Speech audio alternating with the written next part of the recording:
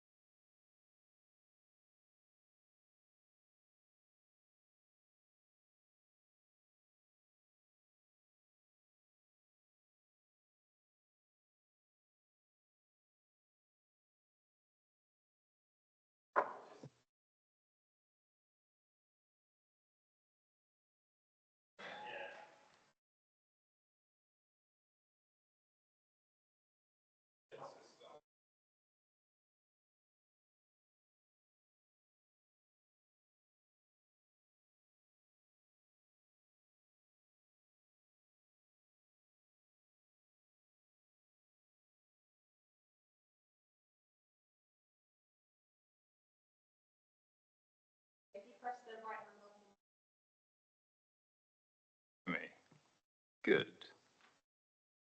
Okay. Just looking around. Hello, Mr. Harris. Good to have you here. Just thought I'd say hello, as I believe everyone else I recognise. Just in terms of format, very simple, really. We ask the questions. Sometimes that'll be the council first, sometimes that'll be other participants, and we have a bit of discussion. I don't know if you were tuning in online earlier, but I mentioned there that I'm aware of your representation and your position. So thank you for that. Okay. Before we start on issue 3, which is site selection methodology,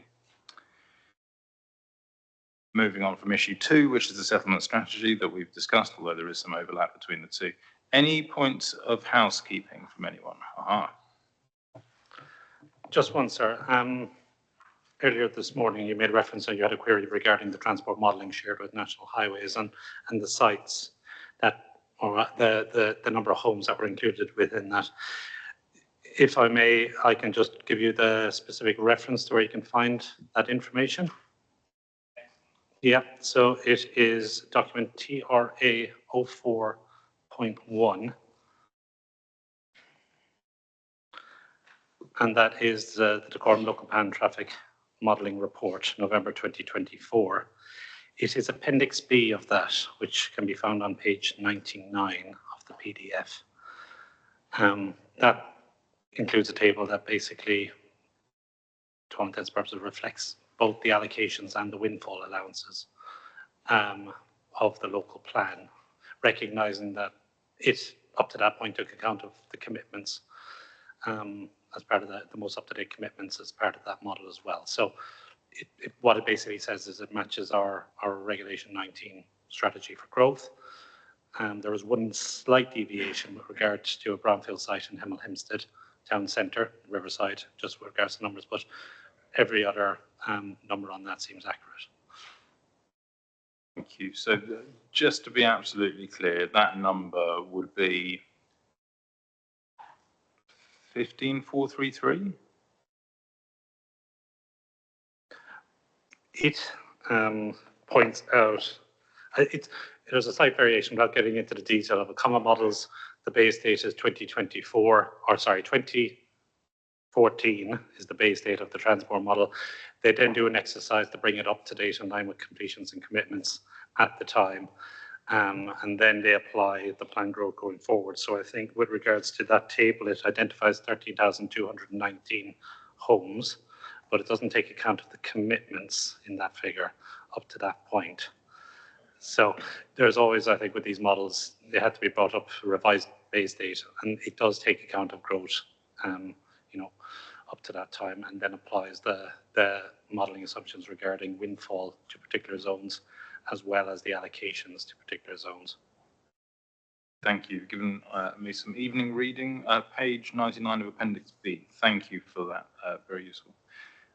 And just as you've done there, it's really helpful for us, and you've seen I've asked a few times, if when there is a discussion, if you can then direct us very specifically to where we can go back and read the points that have been made. That's really helpful for us and for our notes. So with that said, we're on question 1, which is in relation to site selection. How did the council consider the infrastructure requirements of the growth proposed in the plan, and how did this inform the site selection process? So I thought I might go to participants first and then come to the council, having obviously read your hearing statement. The arguments I've heard is there's some concern about the age or sufficiency of the detail regarding infrastructure requirements and what could be provided over time. But I will let anyone speak to that who wants to. So, nameplates on end, if you want to raise any pertinent points on question 1. I'm getting 2 and a tentative, 3. Okay, let's come to you first, Mr. Ostenfeld. Thank you. Thank you, sir. I just really want to sort of build on some of the points that I made in my matter statement linked to the approach taken by the council in aligning infrastructure needs with their growth strategy. And what I observe, sir, is a bit of a dichotomy here, particularly in relation to treatment of Bovingdon as a growth location. I won't take you to the citations, but I've made various references in my matter statement to where the council has identified the limited capacity of Bovingdon to grow, which, as far as I can see, is linked solely on one premise. It's the capacity of the primary school.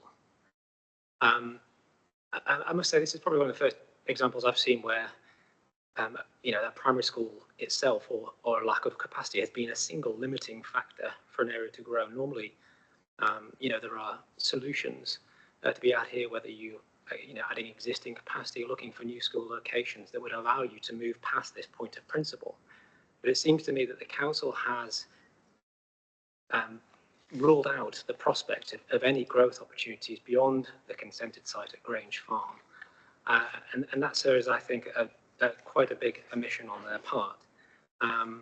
In the council's favour, they have, through the SA, tested different growth locations, two of which I won't name because I don't really want to get into emission sites, but two of which had sort of been noted as performing better than the actual allocated site. But both were unreasonable on the grounds of limited primary school capacity. That was paragraph 5.4.63 of CD 3.1 for your reference. The dichotomy as I see it, sir, is that throughout the selection of sites in Bovingdon, the SA has had its hands tied. The SA hasn't been allowed to present other options for growth, albeit they have been considered in table 6.2. But the evidence base from the council also suggests that there is planned provision for an expansion of Bovingdon Primary School. We can see that in the council's infrastructure strategy. I think I've referred to it in my matter statement. It's row 10 of IDV 02.2.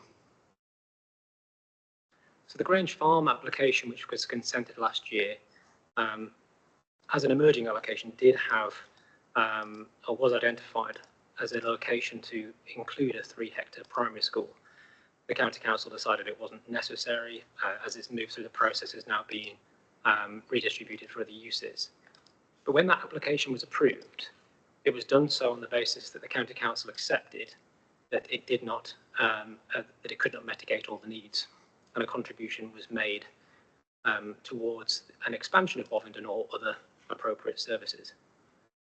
So we're in a position now where the council has monies that are being collected, presumably towards an expansion of a school. That is included within the council's IDP, necessary for the plan to proceed, but with no real no clear strategy, I guess, on how that school is going to be delivered. Okay. Sorry to cut you off there, and do continue, but it was to ask, your point being that the potential for infrastructure to be delivered wasn't taken sufficient account of in terms of the site selection process, and you've given one example, Grange Farm, Bovingdon Primary School. I can sense Mr. Birkinshaw looking at me without looking at me, but what do you want? What do you want us to do with that? Do you want us to reach a finding that the site selection process was flawed and should be revisited? In terms of our role, how do you want us to take that point forward? I mean, we can certainly ask the council about it, but from our perspective, in terms of soundness, that would be very useful to have your view. Yes, of course. In terms of the point of soundness, it's the point that the council has omitted this as a potential reasonable option from the outset. And so I think the SA needs to, as we heard already this morning, the SA will probably need to be reconsidered in any event. And I think it's through the redrafting of the SA, we need to reflect on the evidential basis of the change in Bovingdon. But I guess the secondary point aligned to this is, the site selection process through the SA, which did include higher growth amounts for Govington. I accept that there is a provision there. Again, it's unclear why that option was not progressed in principle. Thank you. Thank you. Very clear. Thank you. Mr. Murray Cox. Thank you, sir. Just trying to find my notes that I've written on this point. So you would have seen that my nameplate became a bit of a yo-yo this morning when there was reference to the issue of secondary schools. I didn't respond at that time because I didn't want to mislead you. You heard that there were no promoters with sites at Berkhamsted who had proposed land for a secondary school. As a matter of record, that is factually incorrect. The Dacorum call for site submission, I think this is the Reg 18 submission in 2023, showed specifically land for a secondary school. But as far as I recall, what Mr. Leyden didn't say was that a secondary school was required at Berkhamsted to support additional growth of the town. But had that been the case, then the council clearly had the offer essentially on the table to come and talk about additional education provision. And in terms of, so not specifically going into the merits of that omission site, but in terms of where that came out in the process, can you point me to a document that explains, because I think I'm right in saying somewhere it must be put down what Mr. Leyden said in terms of a secondary school and the availability and the constraints there. Can you point me to a document where that's said or where that has been used as a reason for not including that site that you're aware of? If you're not.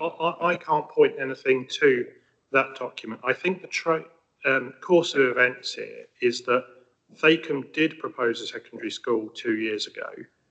They've then seen the plan in 2024 and the fact that there is a school proposed on the site east of Tring and potentially reached a conclusion based on the material available at the time that perhaps 2 schools were not required. But I suppose building on that point and maybe in response to what you've just asked there, the IDP, which we've recorded in our Matter 2 statement that it's dated 2025, but it's still draft, has got, if I just find it again, table 18, second row of this table, it's on page 36 of the document. So this is document IDV 01.2, Berkhamsted, and then a third column across says 1 new secondary school, 8 FE is required to be located in the west to meet need arising from developers. Now that may well be the one at Tring. I don't know, it doesn't say specifically here, but the fact remains, if secondary school capacity was an issue here, then that offer had been made already. Thank you. Very clear. Okay. Ms. Peter.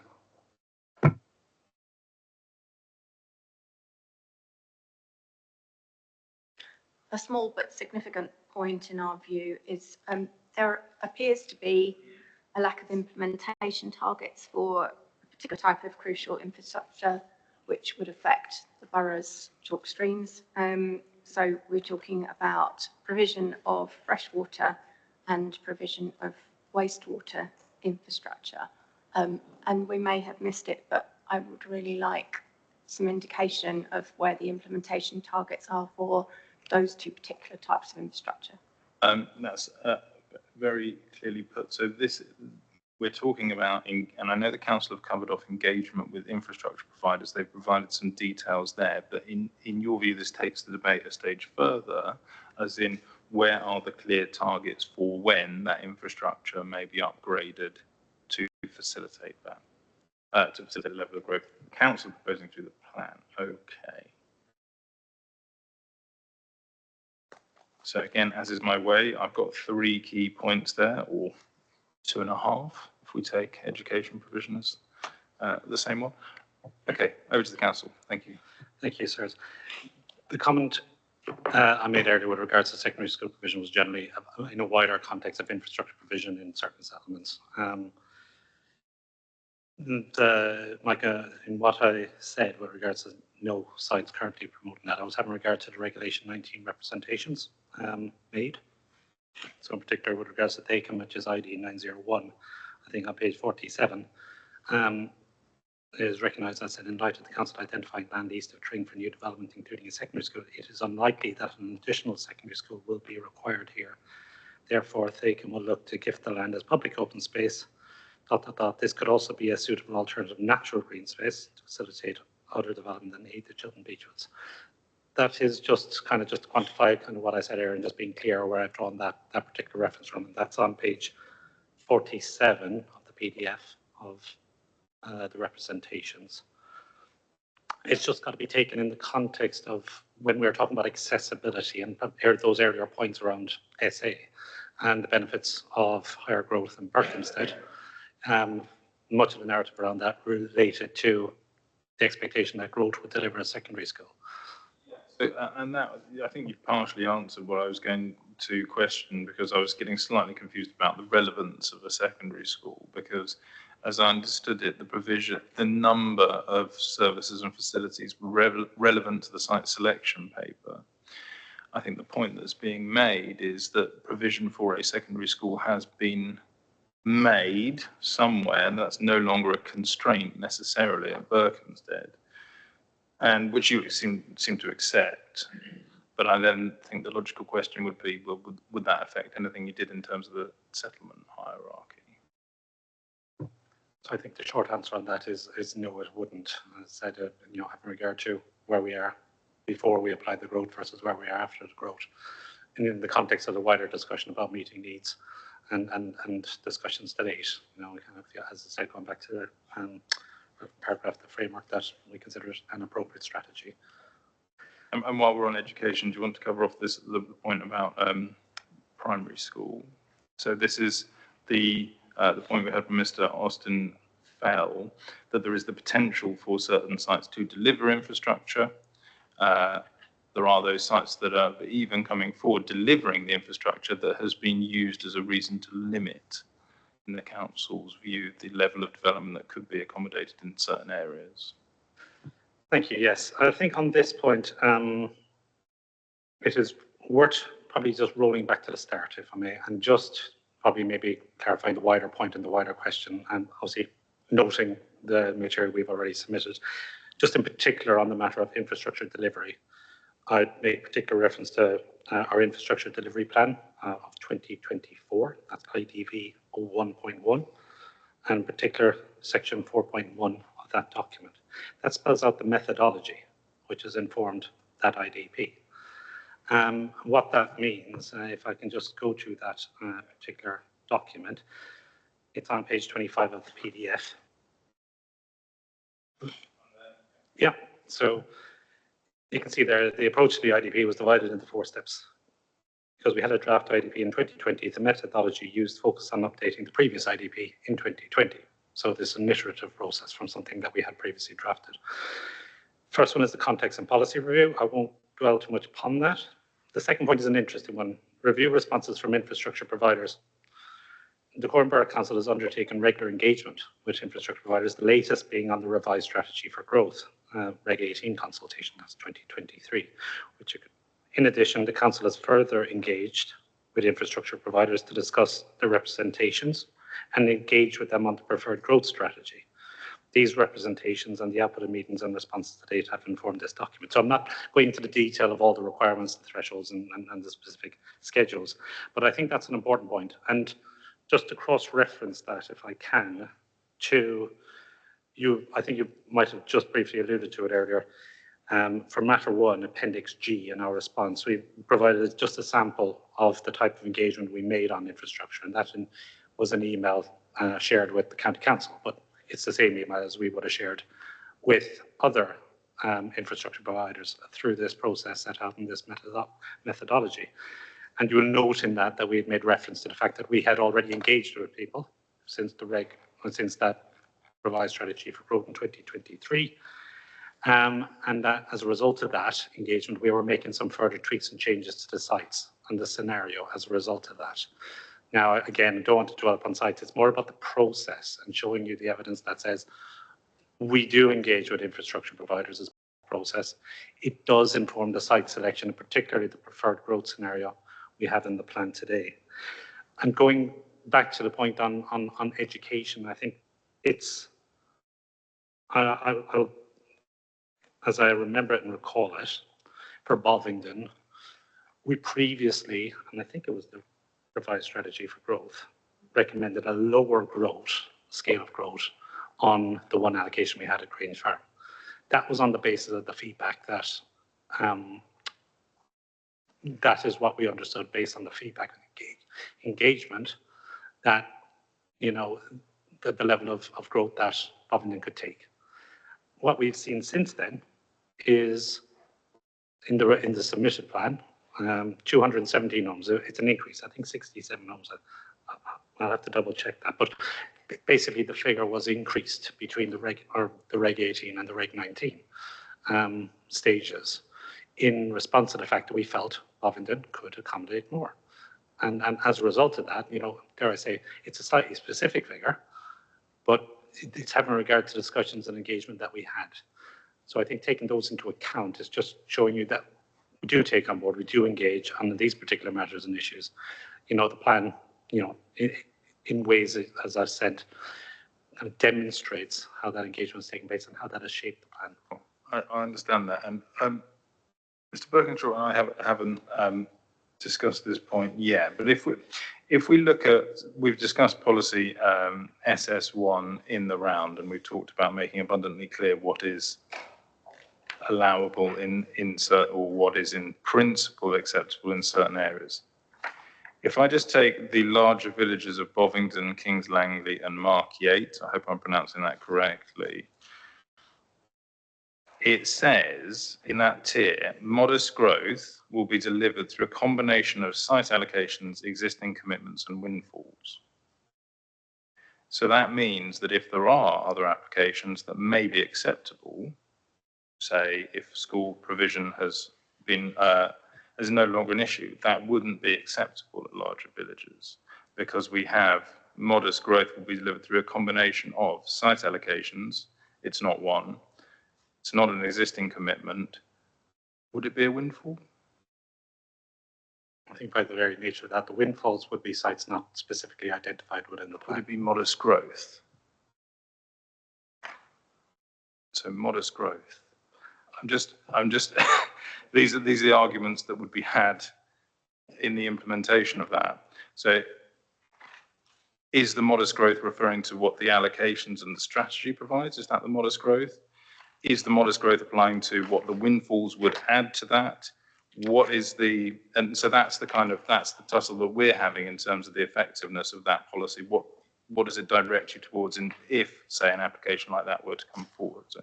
So thank you. I think it may just be worth just spending just a brief moment, just probably explain the structure and how the plan is intended to kind of function. Taking account everything you said this morning about, you know, changes you feel are important to it.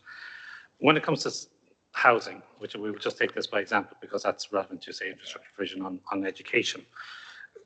This sets the overarching strategy, but as you say, it doesn't particularly provide the teeth.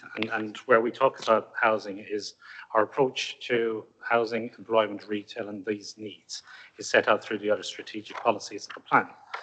Now, just turning to policy H1 on this, you will see that, for example, Bovingdon there, we recognise the figures are being updated, but let's just take the ones within the submitted plan.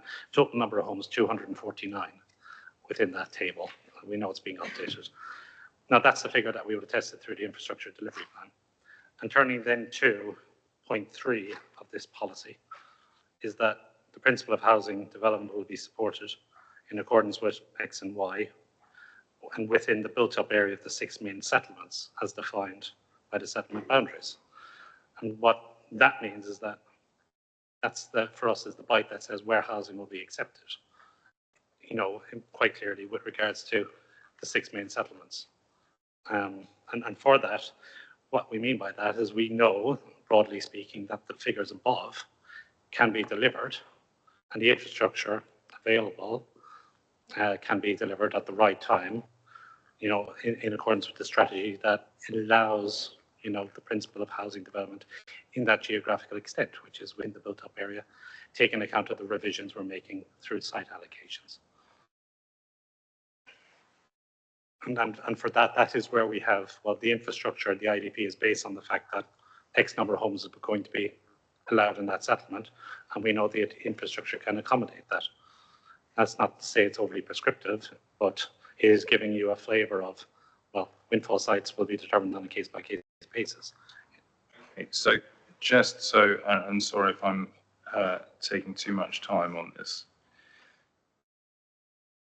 Windfalls at, say, the larger villages will only be those that accord with criterion 3 of strategic policy H1 within the built-up area.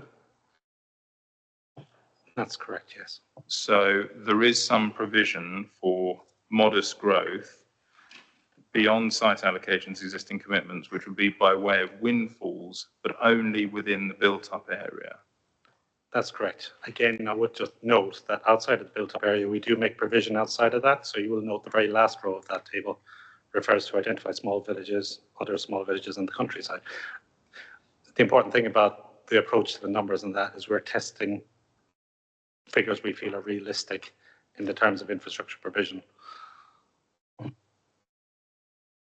Thank you. That's very clear. Did you?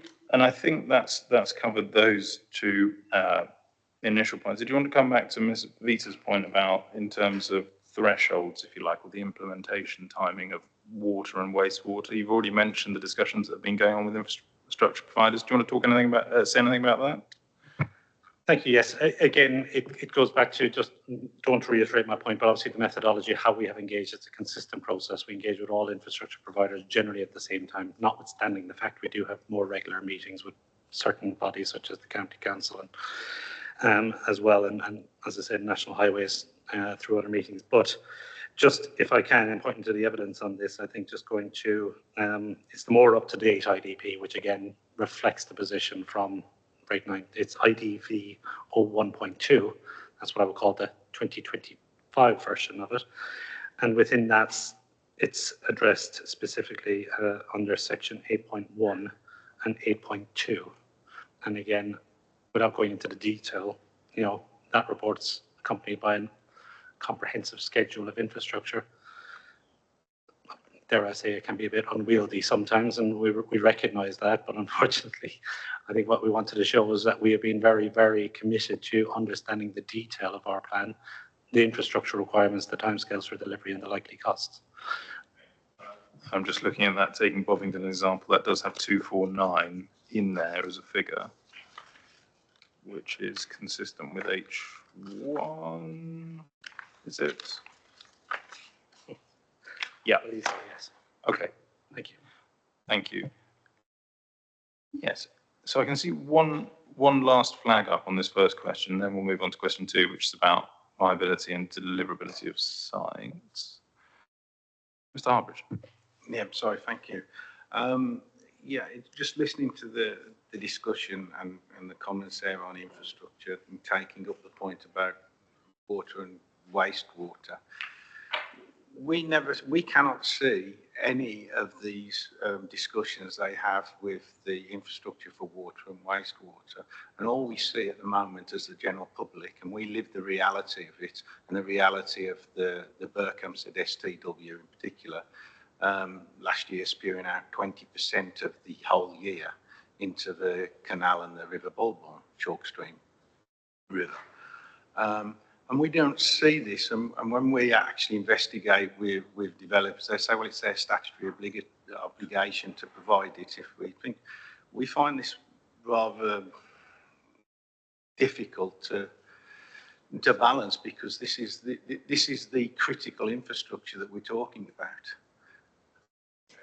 That's helpful. Let me ask some questions of the council then. Did any of the infrastructure providers put in Regulation 19 responses?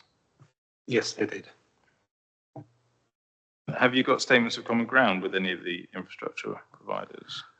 The only ones we have were relevant to the duty to cooperate at this stage. Again, 3, are there any details? So you mentioned there's statements there about engagement that's been had. Are there any details of those meetings that could assist Mr. Harbridge with that? And the subsequent question will be, what did the infrastructure providers say at Regulation 19? So that's coming up. But in terms of any details of those discussions, is there anything that might satisfy Mr. Harbridge? I think probably just to be probably clear on this, and just going back to maybe the example I provided in Appendix G of our response to Matter 1, that has been the approach we have generally consistently taken. You know, with all infrastructure providers, we say we thank you for responding to our consultation. We're looking to make changes as we move this plan forward. This is a schedule. This is the growth expected on a year-by-year basis. That's accompanied by GIS, shapefiles. Again, can't really append that to a statement in a manner that's kind of that. But that evidence does there. That's the consistent approach. And I think where people say they may want more, it's often dealt with by email response. And the feedback is received that way as well. It is all kind of part of a general steady process. We do have meetings with people like the County Council on Education and others. That is just, but that case would probably be more than others. I have been party to, and we take part in a number of series and seminars with a number of infrastructure providers, such as Thames Water and Affinity. That's some things that they lead on as well as part of their legal duties, working towards their water resource management plans, the reviews of their periods, etc. It is generally done, if I wanted a consistent kind of, example, it is done as per what we had set out in that Appendix G. I can probably foresee what you're going to say, but yes, Mr. Harper. Currently, just like to say, we've say Thames Water, currently for applications, they put in saying they do not have capacity for this. We have identified the fact that we can't, and their request is to say you can't, if you build it, you can't occupy it. Okay, and that's the current situation, and we haven't seen any dialogue. And this situation's got worse, obviously. They've been having dialogue, so we've been told. But the situation for the Reg 19 was that we've got to investigate, we've got to do this. So it is now meaningfully, and I understand that this is since the Reg 19 and since this was done, but meaningfully the situation appears to us to have got significantly worse, not better. So we don't understand where the dialogue, there is no time frame either.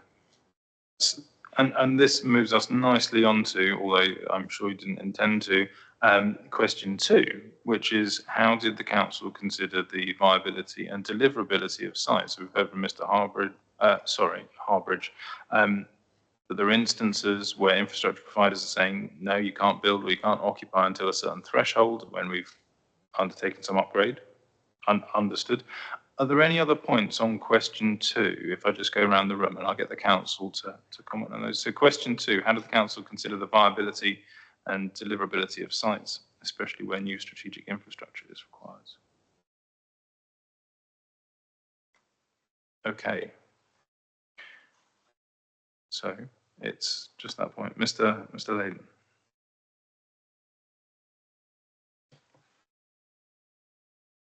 Sorry, can I just clarify again the point you were seeking? So broadly, in terms of site selection, we're not necessarily moving yet into individual sites. We've heard from Bragg that various sites are being stalled, if I can call it that, because the infrastructure necessary in terms of water, wastewater isn't available. There aren't those upgrades. So that feeds into this question: how was deliverability considered in terms of the selection of sites? Because presumably, as you say, you've engaged with the infrastructure providers who may have said broadly, well, we're under these statutory duties and therefore fair enough, we need to provide, but there are specific constraints perhaps in these areas because we need to upgrade this treatment plant, we need to provide this water main, etc. It's that degree of specificity in terms of how that was factored in to any site selection process. Thank you.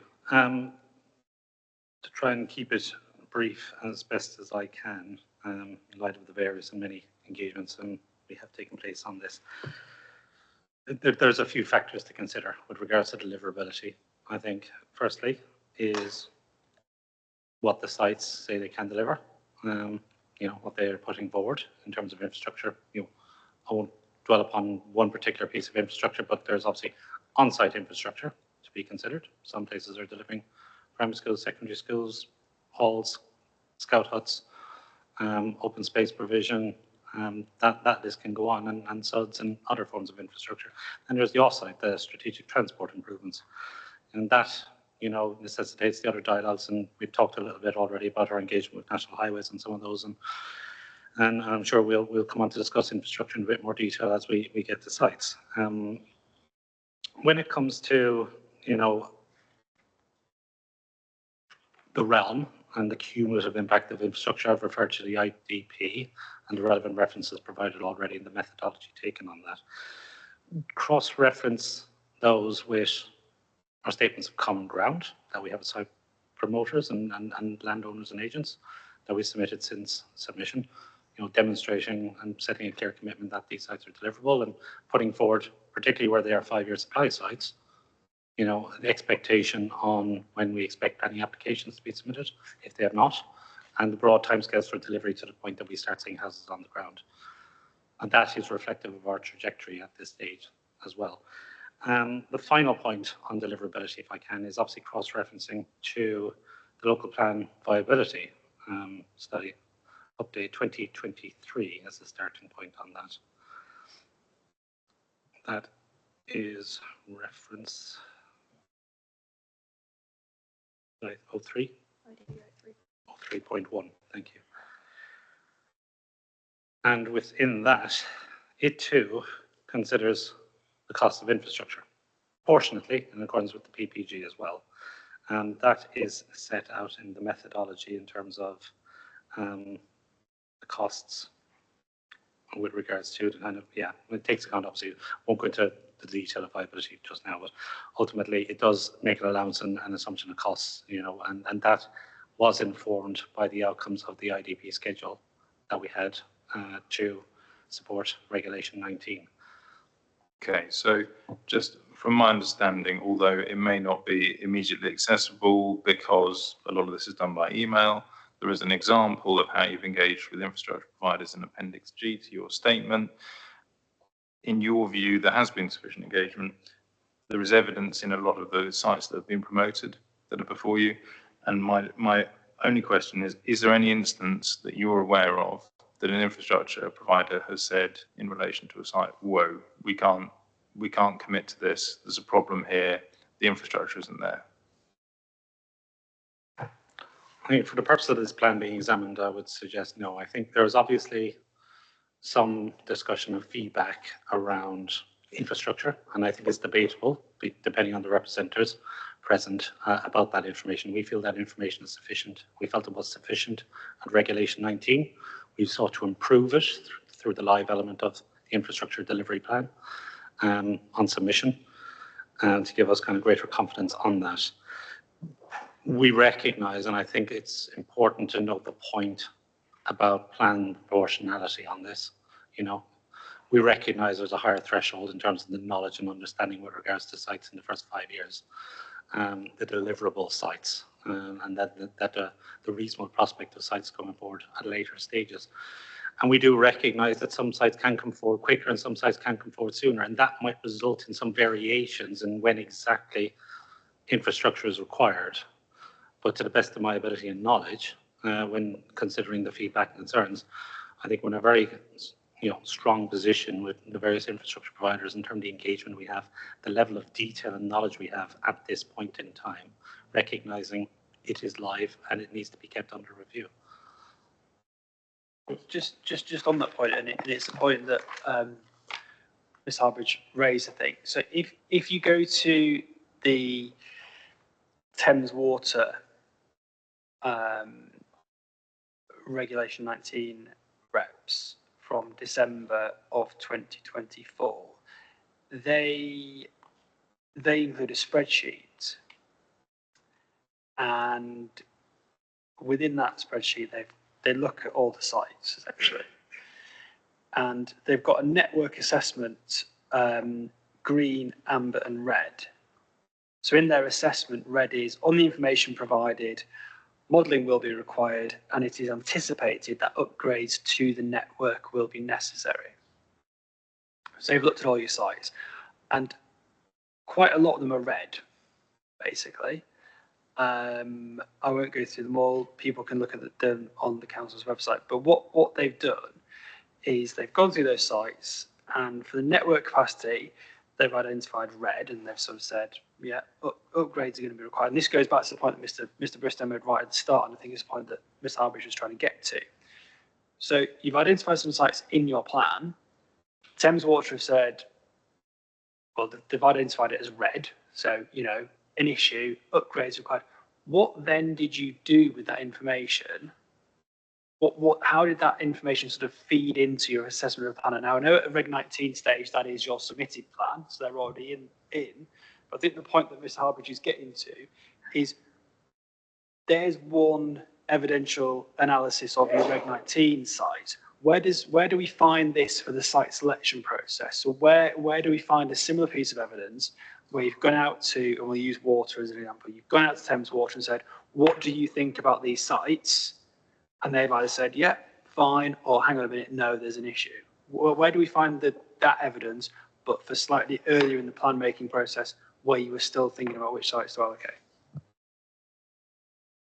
I think I'm going to go backwards just a little bit on this, just kind of speak through in a kind of timeline way. We will have engaged with infrastructure providers when we were looking at a kind of preferred scenario. We would have done detailed testing. Through that, we would have had comments back identifying where there's constraints or where upgrades are required. So infrastructure delivery plan and schedule.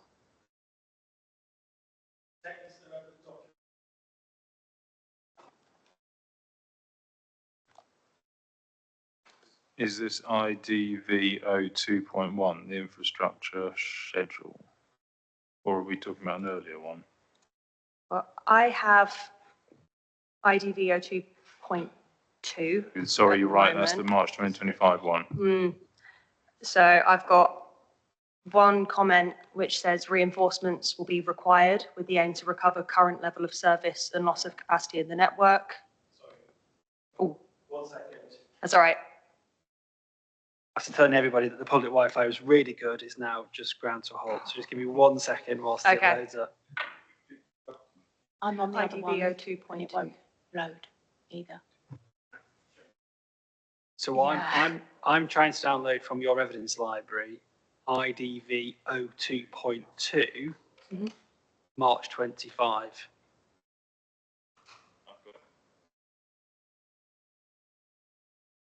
Maybe on the other Wi-Fi.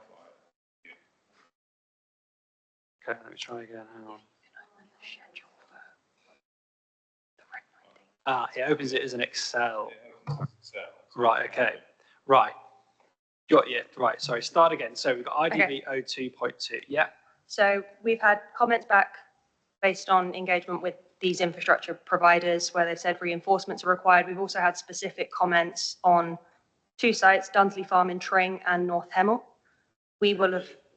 Do you need the row? So row, well, we've got reference numbers, but spreadsheet rows 62 and 63.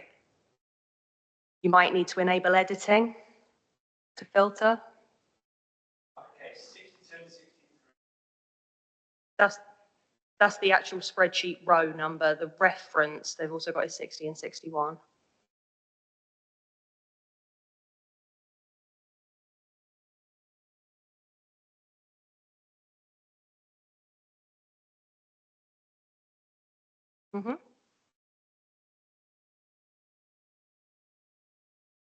So we will have had, sorry, you said you got it, right? Yeah. So we will have had those responses.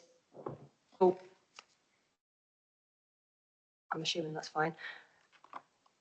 We would have then factored any need for upgrades. Bear in mind, we didn't have comments to say these sites won't be deliverable.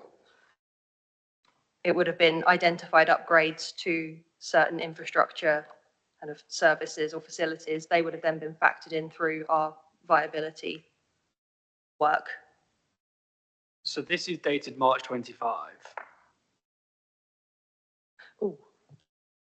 forgive me, I might have led you down the wrong path after all of that, because we have a schedule for the Reg 19 plan as well. Have you got that open, Ronan?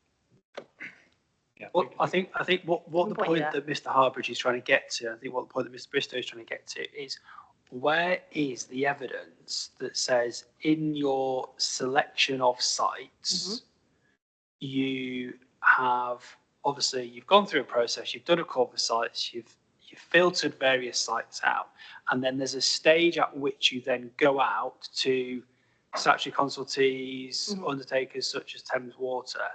Where is that stage then where they turn round and say, yep, that's fine, you know, subject to you might need to do this or you might need to that, or as Mr. Bristow said, hang on a minute, no, this is a showstopper, there's an unsustainable amount of growth. Where do we find that sort of piece of the timeline where that feedback loop is coming back and officers are taking that feedback on board and then deciding which sites to allocate, be it education, transport, wastewater?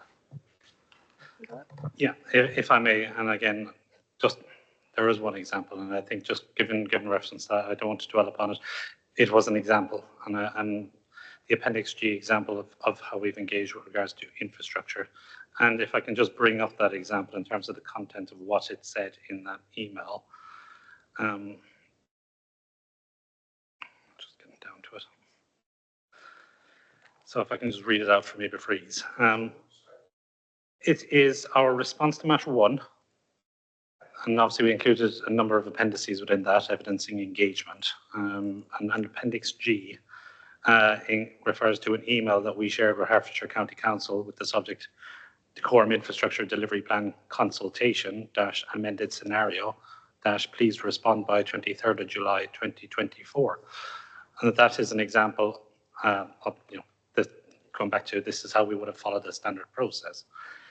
In this one, we have a context. On 13th of May 2024, we consulted with you on the revised growth for the Dacorum local plan, and that had been developed to meet the future needs of the borough. This approach has been refined following feedback from stakeholders, and we would like to share those changes with you. I've attached details of the revised scenario and draw your attention to the key changes referred to below. And we make reference to, in there, particular sites that we have changed. We said we've reduced the number of homes in a particular area, and we've increased homes in another particular area. Some sites have been deleted, and some sites have been introduced. Now that's an example of, you know, the feedback. Now, I guess what you're asking about is perhaps a question of omission sites, I guess, in particular, rather than the ones within the plan. It's almost the step before that. It's you've gone through, you call for sites, you've gone through initial sifting, you've got rid of the ones that don't meet various set criteria. Fine. You're then into a sort of situation where, again, you're starting, it's an iterative process, you're starting to look at USA, you're starting to look at your strategy and sort of marry it all together. And I think the point Ms. Harbridge is saying, at that stage, there must have been some sense check with infrastructure to providers to say, okay, we're looking at various sites around Berkhamsted, Tring, wherever. What do you think, please, infrastructure providers? And at that stage, they must have said, well, actually, this town's constrained, this town isn't, this one might need some infrastructure, this one might. Where is that? And show me where that then fed into your judgments and your rationale around which sites that you then decided to take forwards. Right. So I'm going to refer back to my question 1 response, where we say the sustainability appraisal, bear in mind we've spoken about the iterative process, that considers infrastructure as a strategic factor. And then I've also given kind of 3 examples of, because it does it throughout the sustainability appraisal process in its consideration of specific sites. So response is made to... So hang on, so the sustainability appraisal consultants were liaising with the infrastructure providers? We gave them the responses. So where are those responses? I think that's what Ms. Harbridge is getting into. He can't find, and I do share his concerns, is he can't find that connection, that process, that evidential link to say, actually, Berkhamsted, let's say, is perfectly acceptable for X thousand homes because it's got the capacity, or actually it doesn't have the capacity, but there's scope to improve it. Well, where is that? Well, they would have come through the Regulation 18 responses to the previous stages, so they're all published as well.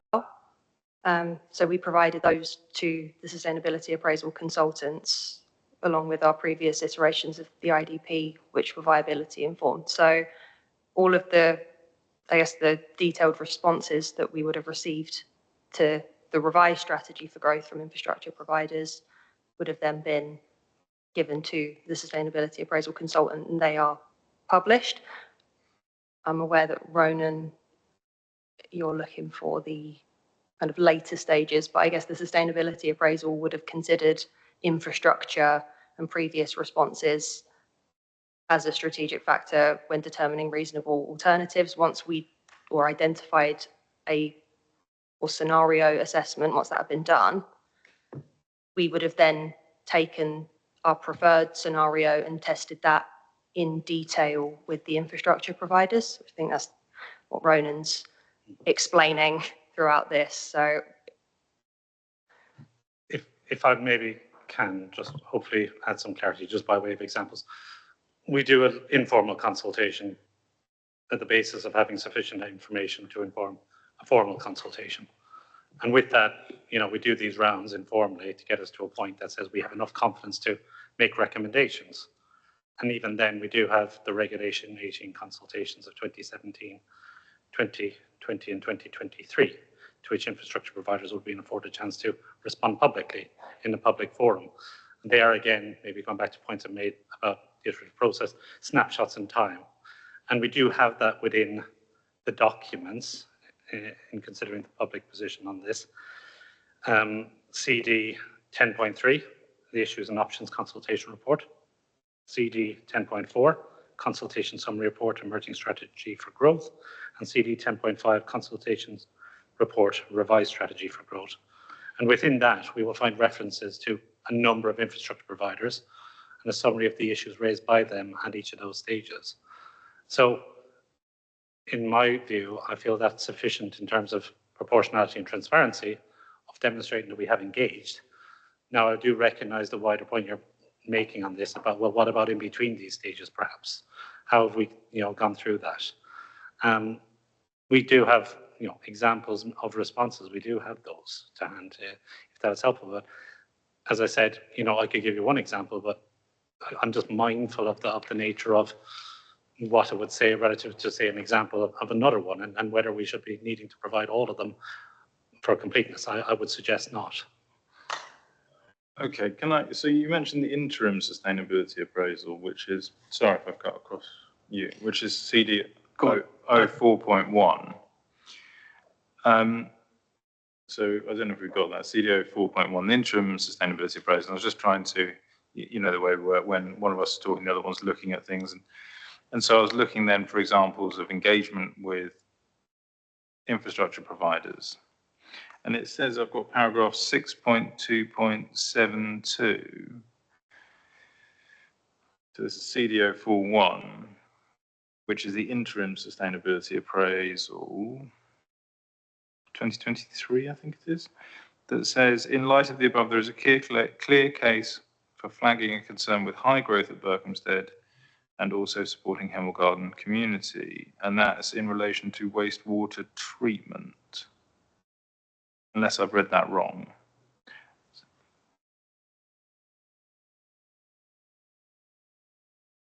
Yes, that's correct. And I think that took account of the higher growth scenario at Berkhamsted with regards to that narrative.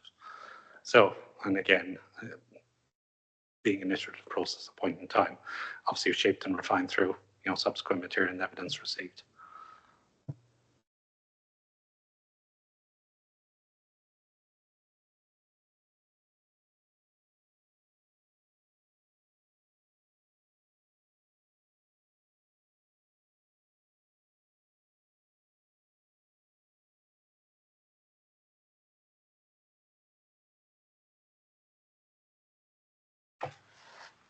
I think, to be honest, I'm still struggling with the point that Bragg have made, is that where's the evidence? Where do we go to and I appreciate, yes, there may have been sort of discussions going on, but as part of this process, I think what people are trying to get across is that they're really struggling with a lack of transparency around some key decisions. Now, we as inspectors, we know that, you know, you're not determining planning applications. There's going to be a degree of judgments that need to be made. This is a high-level strategic document. It's not going to have all the answers, we know that. But where some key decisions are being made about growth, and this goes back to some of the points we talked about before lunch on spatial strategy, where do we go to find, even if it's a summary or even if it's a couple of paragraphs, where the council has gone, okay, we've considered, be it education, be it wastewater, and we've considered this and we've considered that, and we've come to a reasoned, balanced conclusion that this site should go forward. And it's that sort of gap in the process. You're referring to the Reg 18. If we fast forward to the Reg 19, Thames Water, if we're sticking with water, they've done this RAG analysis and they've shown that quite a lot of the sites are red, and that's sort of saying that there's not capacity, and that's sort of echoing with a lot of the things that Bragg is saying. So as officers, presumably you were aware of these issues, because Thames Water have raised them, Bragg have raised them. So where have you grappled with that? Where in this process of allocating a site have you grappled with, we might be struggling for capacity here, and then given some sort of reason justification to, well, that's not a problem because we can do X, or actually that is a problem and we need to go and look at Bovingdon, for example. Where do we find that?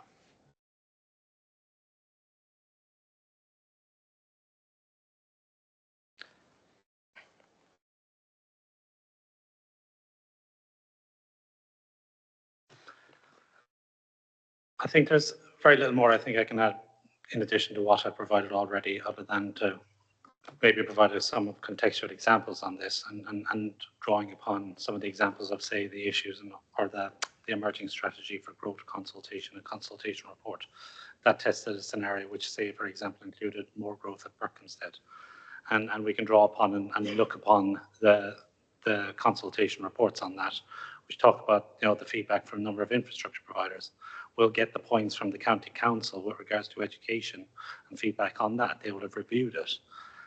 They will see that, you know, in terms of Thames Water, I've just had a quick search on those consultation reports. I can find them specifically referenced within those reports with a summary of those key issues at that point in time. And I believe that exists in 2020, definitely in 2020, when we consulted on the full draft plan and scales of growth which are different than where they are now. And again in 2023, where we consulted on changes to that strategy. And again, we have the Reg 19 responses made through this process which we're at today. And again, obviously, clarity is being provided with regards to the representation made by Thames Water, but obviously in the context of the fact that they have assessed that, they've taken into account, note very clearly in the context of where their current position is with the plan, they don't state they object to it. They don't state that, it cannot be delivered. They say they have undertaken a high-level review of the infrastructure capacity for the proposed allocations within the local plan, and further details of the outcome of this review are provided in the attached spreadsheet. And then they go on to note, we would encourage all developers to engage with Thames Water ahead of submission of planning applications to discuss infrastructure requirements, as the situation can change over time and depending on the specific details of developments. And that is the position that we have on that particular example. I think if we wanted to cross-reference the various infrastructure providers and the various consultation reports, we'll find that there's sufficient evidence there that says, actually, some infrastructure providers perhaps have some concerns about growth to the west of Berkhamsted, and others might have different views about growth in Tring. And that is there. That is public information that has been there at each stage as we've reported back this plan through the process to our committees, and again to inform the next stage of plan making. And that is iterative. And I feel that in the context of this, that is sufficient in terms of 3 public consultations, recognizing the methodology in the IDP recognizes we do continue to engage in the background with regards to the proportionate level of evidence to justify the policies in our plan and the allocations within our plan. We feel that that's sufficient. Sorry to labour the point, but it's an important one. Is you refer to the Thames Water Reg 19 responses, and yes, that is there, that is clear, and they, you know, their summary letter doesn't appear to object, but then it does have this RAG assessment, and it does show that a lot of sites are red, and it says that updates will be necessary. And I think this is the point that's coming through from representatives around the table is that's reflective of the situation that they're finding with developments on the ground and plan applications where they're saying you need to upgrade the network, but you can't. And there's this conflict. And this goes back to deliverability as well. So what I'm trying to grapple with is where you've then taken that information and considered it against some of the growth scenarios and growth options that you've got. So is Berkhamsted, for example, still an appropriate location for growth? Is Tring still an appropriate location for growth? Where do we find that? Where do we find those judgments? Where's that sort of sense check to go, yeah, we've got these consultation responses, okay, lots of red, especially around Hemel Garden communities. Where have we then gone and sense checked that to say, okay, well, what can we do about this? Are these sites still developable?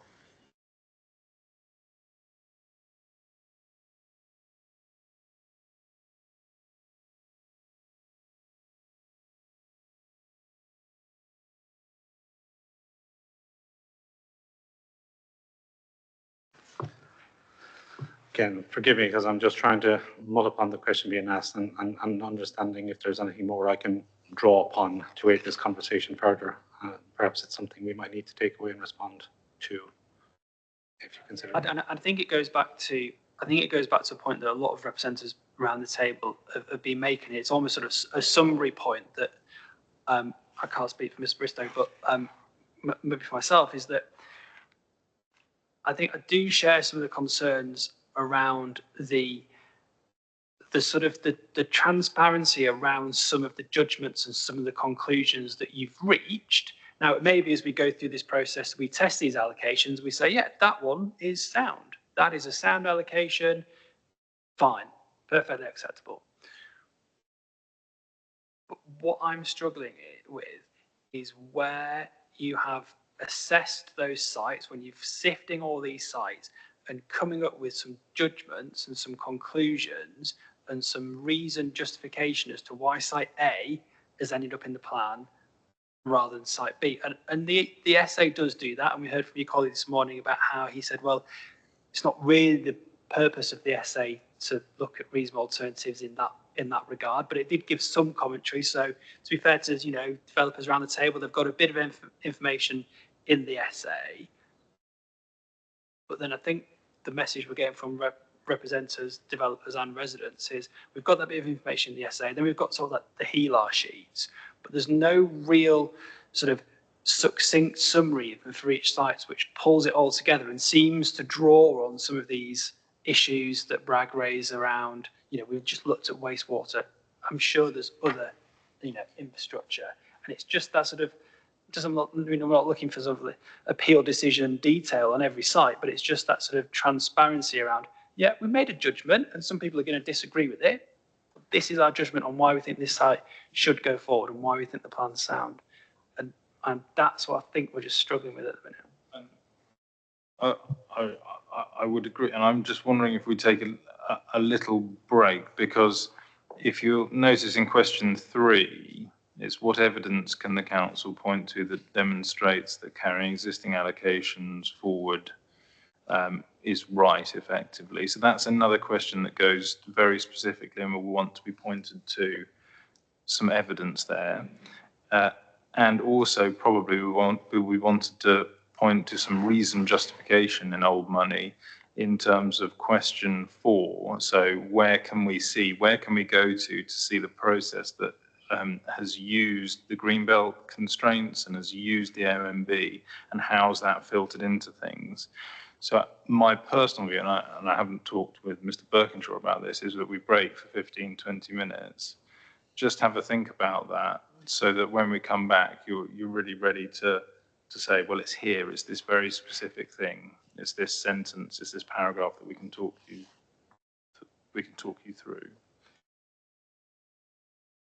Yeah, I agree. It's that evidence where we can say the council sifted sites, have come to and have considered a few sites around each town, and this is the reason why the council thinks the submitted plan is an appropriate strategy.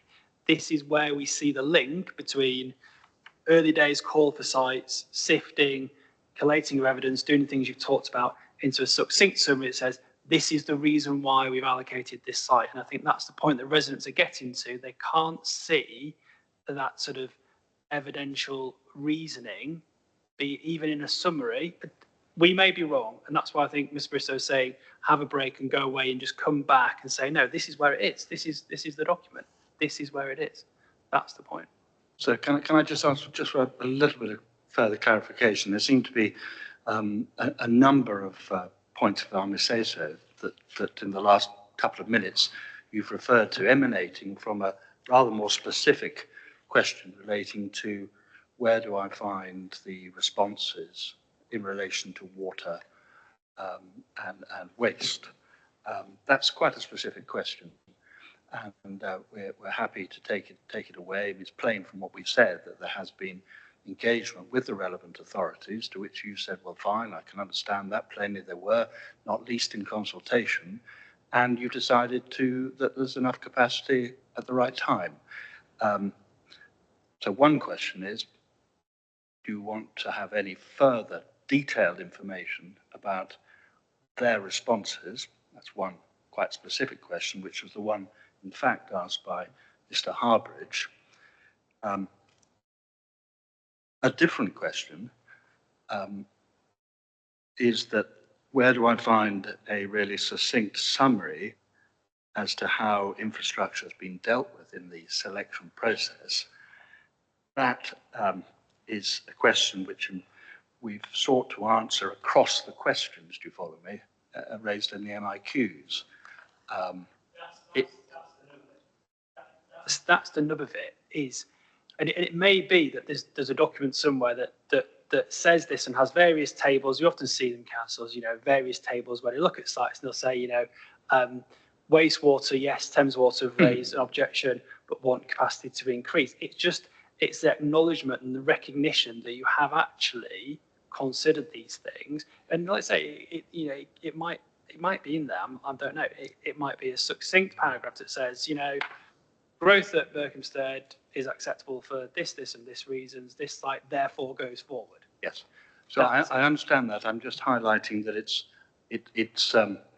I'm not saying it's bad, not making any comment on the request.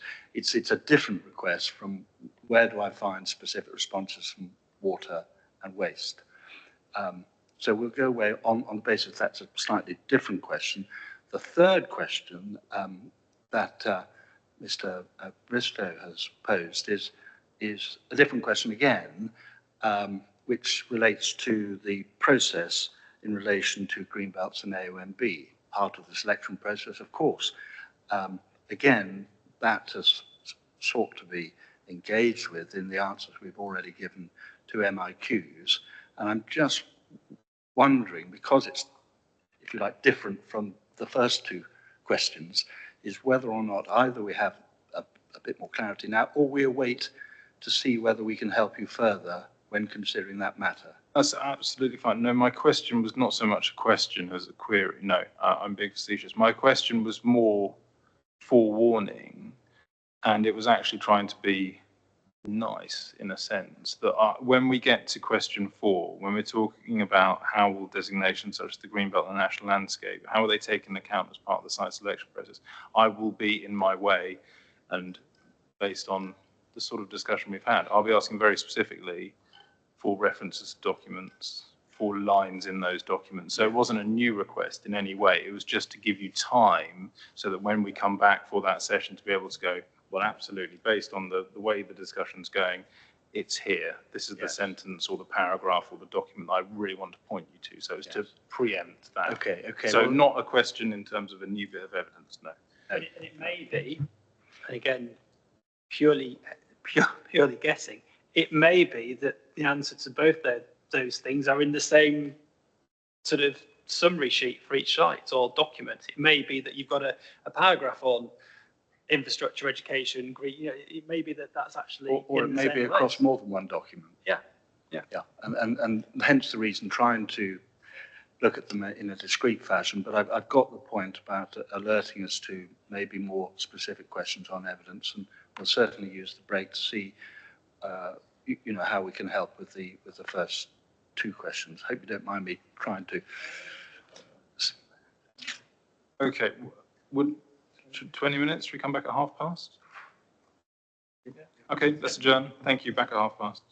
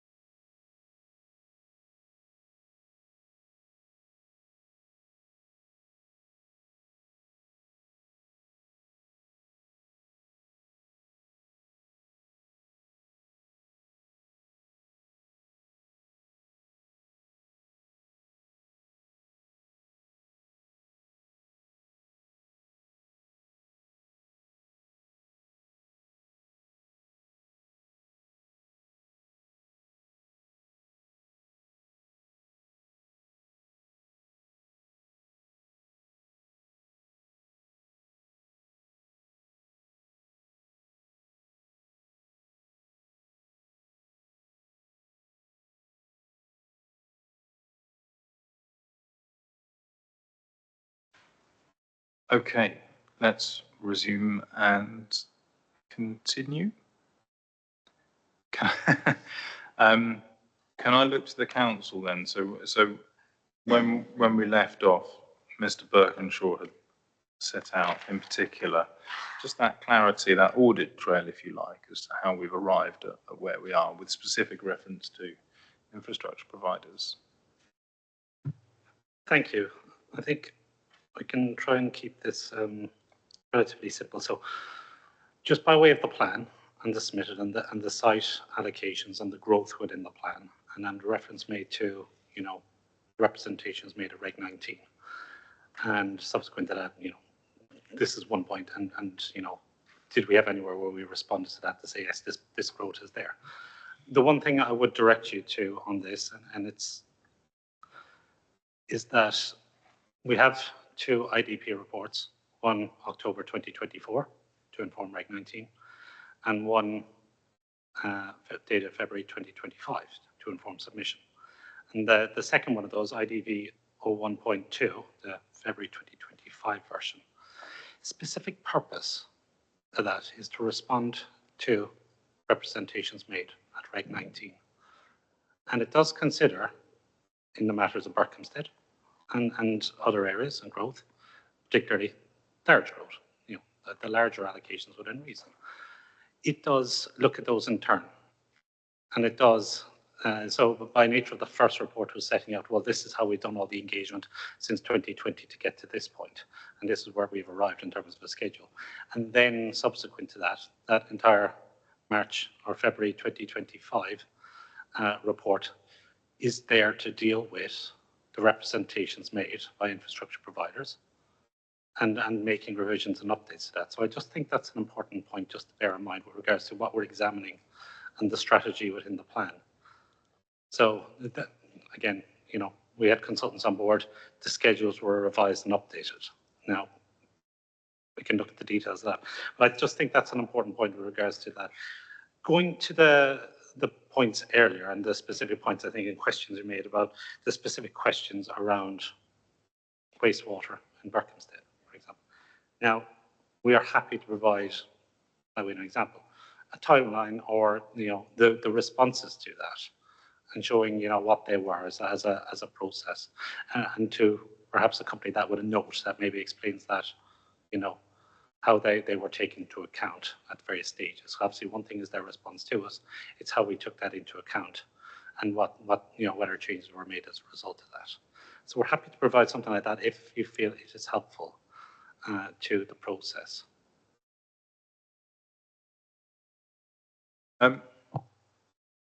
Just picking up, so we talked about the specific point, the broader point, so that process, that flow chart, if you like, between sites that were considered, that made it through to Regulation 18, that then made it through, some didn't make it through and some did, and then some made it through to Regulation 19 in the plan that we see before us. What documents would you point us to specifically on that process? We've already talked about a few, but just so very specifically, how we as inspectors would then go about understanding, looking at the plan from the outside in, that process. Thank you.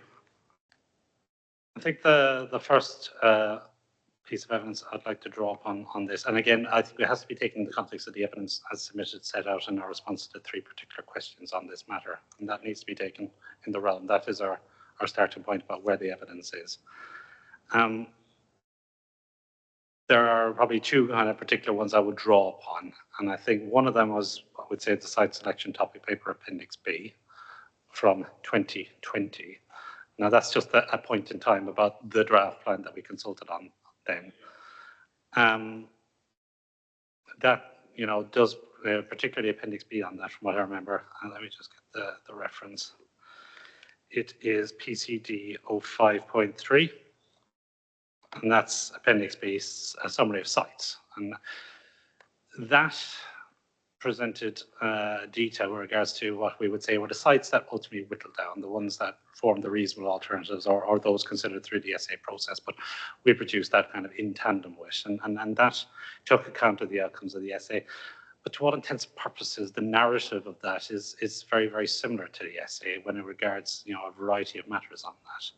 And we do have within that, by example, when we look at a particular site, these are sites that are currently included and sites that are omission sites, and maybe some other sites that have fallen away. Within that topic paper, it spells out, elements of waste and water and wastewater and other utilities, access public transport, highways. They're all considered within that. And I think that's maybe akin to maybe something you wanted.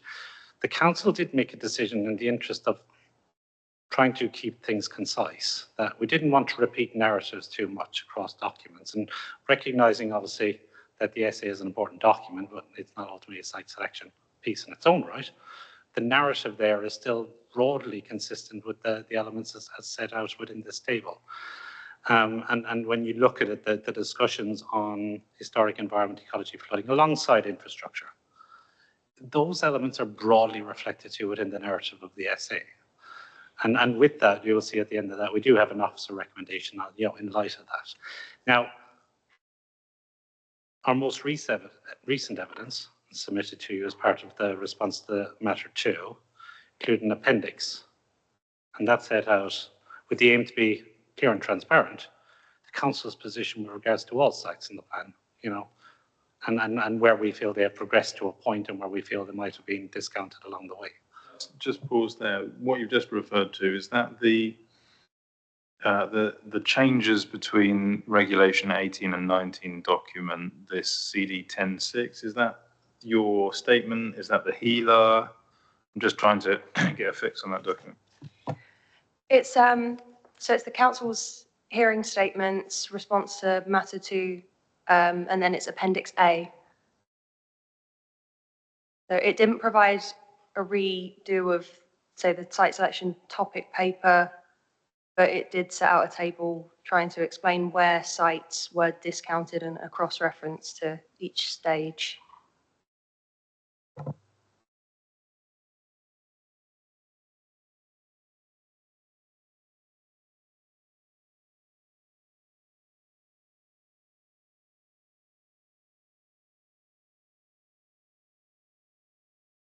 I'm there. So if you could use that as, say, an example of what we've been talking about, say, a site in Berkhamsted that did or didn't make it. If you can talk me through what that shows us in that respect, that would be useful. So this is Appendix 2 to your matter 2 statement. So if we go to the Berkhamsted one, I have a list of where sites were filtered out at the stage 1. So our healer, or most recent healer, we consider was done in full accordance with the flowchart methodology in the PPG. So stage 1 is the kind of site identification. Sorry, which page you want? 58? No.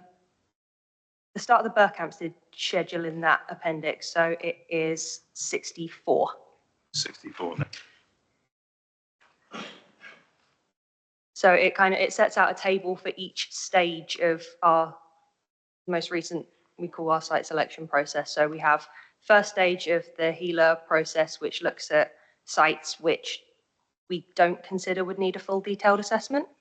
Then have the next table, which sets out the justification as to why sites were considered as unsuitable at the stage 2 detailed assessment. Move to when sites weren't carried forward for detailed testing within the sustainability appraisal. Then sites that were discounted before developing our reasonable alternative growth scenarios. Then sites discounted through the testing of reasonable alternatives. And finally, the sites that were proposed to be allocated.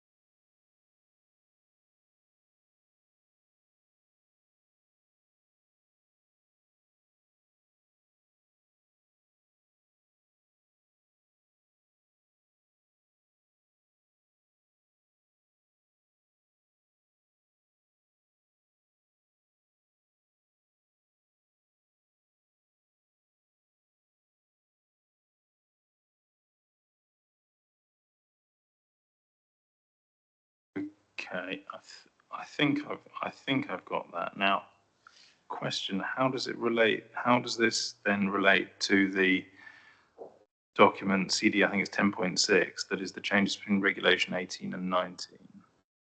Because there are sort of two parallel narratives. I'm just trying in my mind desperately to marry them up. Just one moment, I'm just bringing it up.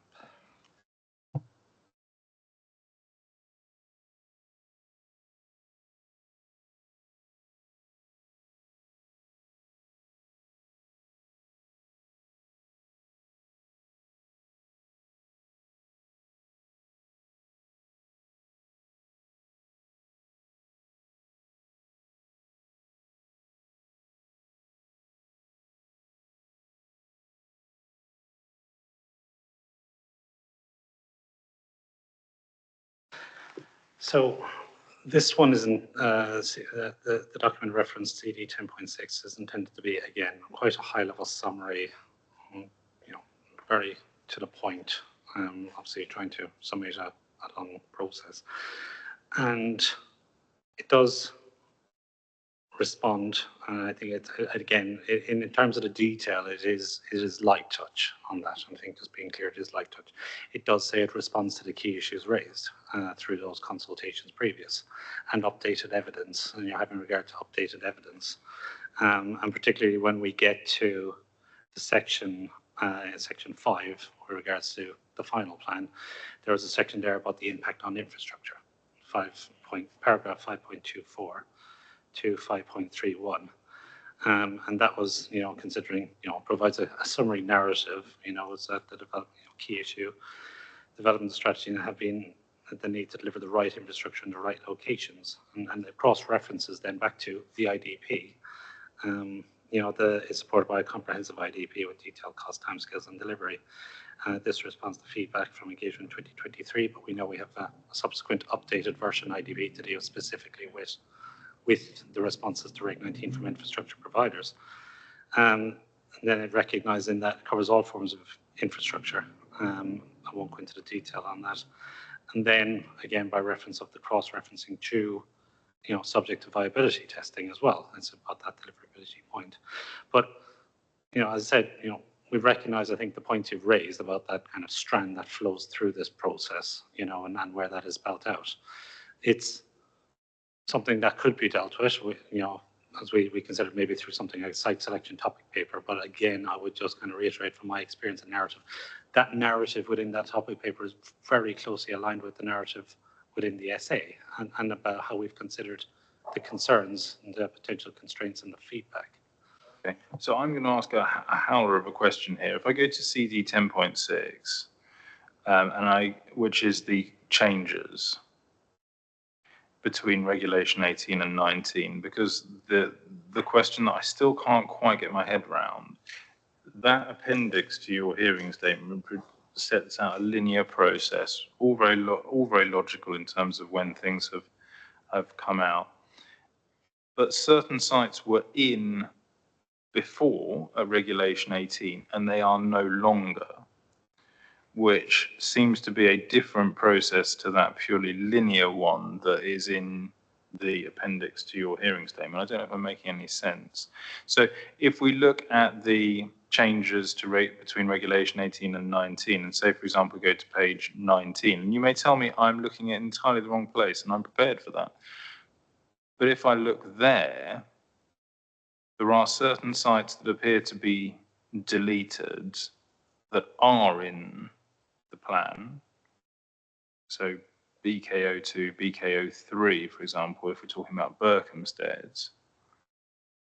Can you just help me with understanding how those two systems marry up? And feel free not to sugarcoat it. If I've got something fundamentally wrong, please do tell me. But I can't work out why it says deleted there. Okay, so that table you're referencing is the change between the 2020 full draft consultation on the plan and the 2023 focused consultation on the revised strategy for growth. Now that was informed by, again, the precursor to that was going back to habitats regulations assessment, the change in national policy that was being consulted on at the time, that narrative. And at that time, being very clear that I was just looking at that example, it's Lansdowne Berkhamsted was the one that had a SANG solution that is retained for 850 homes because we had sufficient certainty and clarity that there was a solution there. It's not spelled out in this, but I think, again, following our approach, when it came to looking at this, if you look at the relevant interim essay report again on Berkhamsted, you'll see there's a section about SANG at Berkhamsted. There is a box there, you might have come across it. And it's the same applied for Tring, and that narrative again explains, well, this side has a SANG, but these sides don't have a solution. And those ones. So this is again the point of, and again the style of where our narrative has gone, is we didn't want to end up having two documents saying almost the same thing. An essay that accurately appraises things having regard to the IDP, having regard to all the various bits and pieces, the responses from site promoters, the responses from infrastructure providers. It presents the narrative and how the plan has evolved over time. And as I said, from my experience, having done this, you can see particularly in that site selection Appendix B, the essay appraisal is kind of referenced there, but it's ultimately covering very similar thematic headings: the heritage, natural environment, infrastructure, transport impacts, climate change, and other elements too, the public transport. They're one and the same in terms of the narrative. And what we want to do is have a single narrative rather than a separate piece of evidence that's just kind of saying the same thing. I understand. I don't understand, and I don't know if you've got any comments, but if we're just sticking with BKO2 here, and you've got to break it down for me in very simple terms, and sorry if I'm majoring on something that everyone else can understand and I can't. In this document, in CD 10.6, BKO2 is down as deleted on paragraph 19. Now it features in the plan. We know that is an allocation. So where do I go? I can understand, you've talked about SANGs, and I can understand why that was deleted. But then it comes back in. Where do I go to find that stage?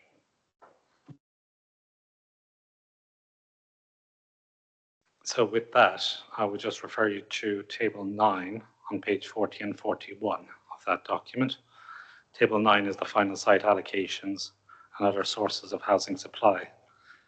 And then that forms part, there is a narrative leading up to that table about the final spatial strategy. The elements before that include particularly 5.32. Am I right in BKO2 is so it's not referred to under BKO2 in terms of that table you just said, it's referred to as the BFI, that's BKO2, isn't it? British Film Institute. Yes. Okay, gotcha. And the explanation that we have as to why that's come back in is simply that it was reintroduced for final strategy. Is the more, this is what I can't understand, is the more than it was reintroduced. So it came out, you've explained why that was, and it was reintroduced. Is the more? This is what we're getting at, I think. I would say, broadly speaking, yes. And just by reference of paragraph 5.39, and then again the preceding paragraphs. I think we just have to you might need to just read them as a whole, and maybe not for right now, but because it does cross-reference to a range of evidence, I think that has informed our conclusions. Obviously, infrastructure as being one of them. So 5.39 obviously makes reference to the infrastructure delivery plan, which is point 9. We also have the HABS assessment 2024. We have the local plan viability update and viability note, and obviously as well, reference to various other studies on transport and everything else, which has informed our view. And with that, you'll see 5.40, all of the above studies alongside consultation responses and feedback received informed the new SA for the Dacorum Local Plan to 2041 prepared by ACOM. And with that, that basically collectively informs the final recommendations. Okay. No, I'm not quite. I'm not quite there. Mr. Harbridge, well, I think Mr. Harbridge. Okay, thank you.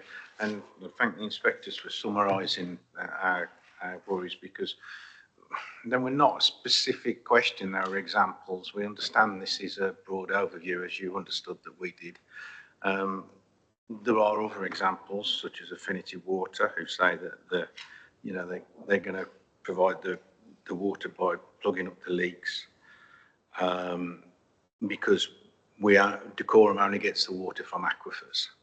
We don't have a reservoir. We have a reservoir, but it fills the canal, and that takes water from the aquifers. So they're going to plug up the leaks and import water from outside, but from outside where has never been said. So that's just another example, and I'm sorry to get specific, but I was just showing that we're just doing examples. We weren't looking for definitely a specific for that.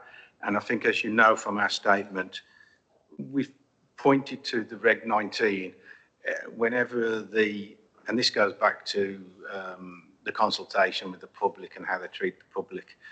The stock answer when we ask about the infrastructure, and you have got a lot more out of them than we have, is that they say the infrastructure, every answer was, and it kept on being repeated, infrastructure interventions relating to, you fill in the infrastructure, were determined in consultation with the relevant providers. It is not within the council's remit to directly deliver infrastructure relating to.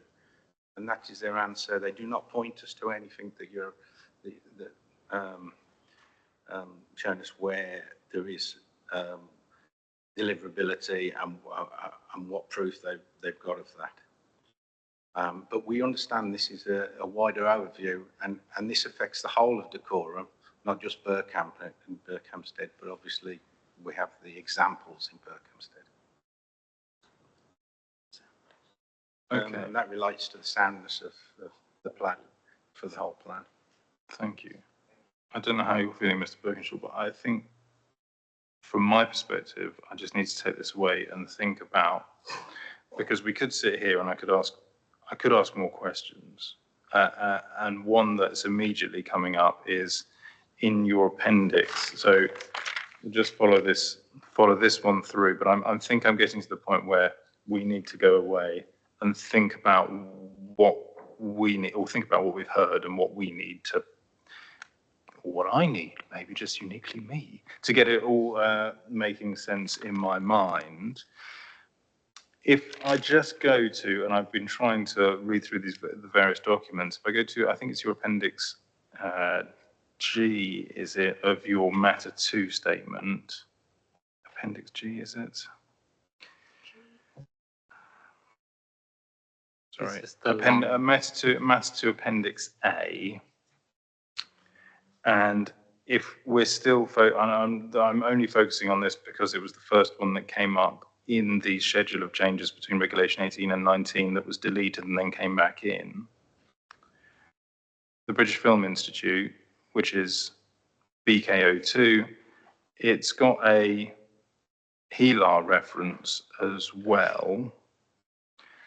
Does the HELAR process do anything in terms of helping us with understanding which sites have gone in and which ones are not in? What I would do, if we're going to look at the BK02 example, I don't know if this will be helpful, but if I could kind of explain the process. All of the HELAR sites were considered through their staged assessment process. So for BK02, it passed through stage 1, it passed through stage 2 detailed assessment. So that would set out why that site is considered as deliverable or developable. What then happened is that all developable sites were considered through the sustainability appraisal process. So specifically for this one, paragraph, we're going to jump around, 5.4.28 of the sustainability appraisal, CD 3.01, sets out exactly why that site has been progressed through the reasonable alternative testing process. And then there's a summary of, in my hearing statements and also in the sustainability appraisal, of what those reasonable alternatives are. We discussed that this morning. And then why that site was then allocated is set out in section 7, which is when the council recommended its preferred scenario 7. So we considered that these sites are developable in line with their constraints, they're available, they're achievable, they're without the presence of significant environmental constraints. There's a lot more constraints assessed in the HELA, but I won't list them all. We then assessed, well, Ronan pointed to the paragraph 5.39, all the studies that were considered by the sustainability appraisal, why these sites were either taken forward or rejected at the developing reasonable alternative stage.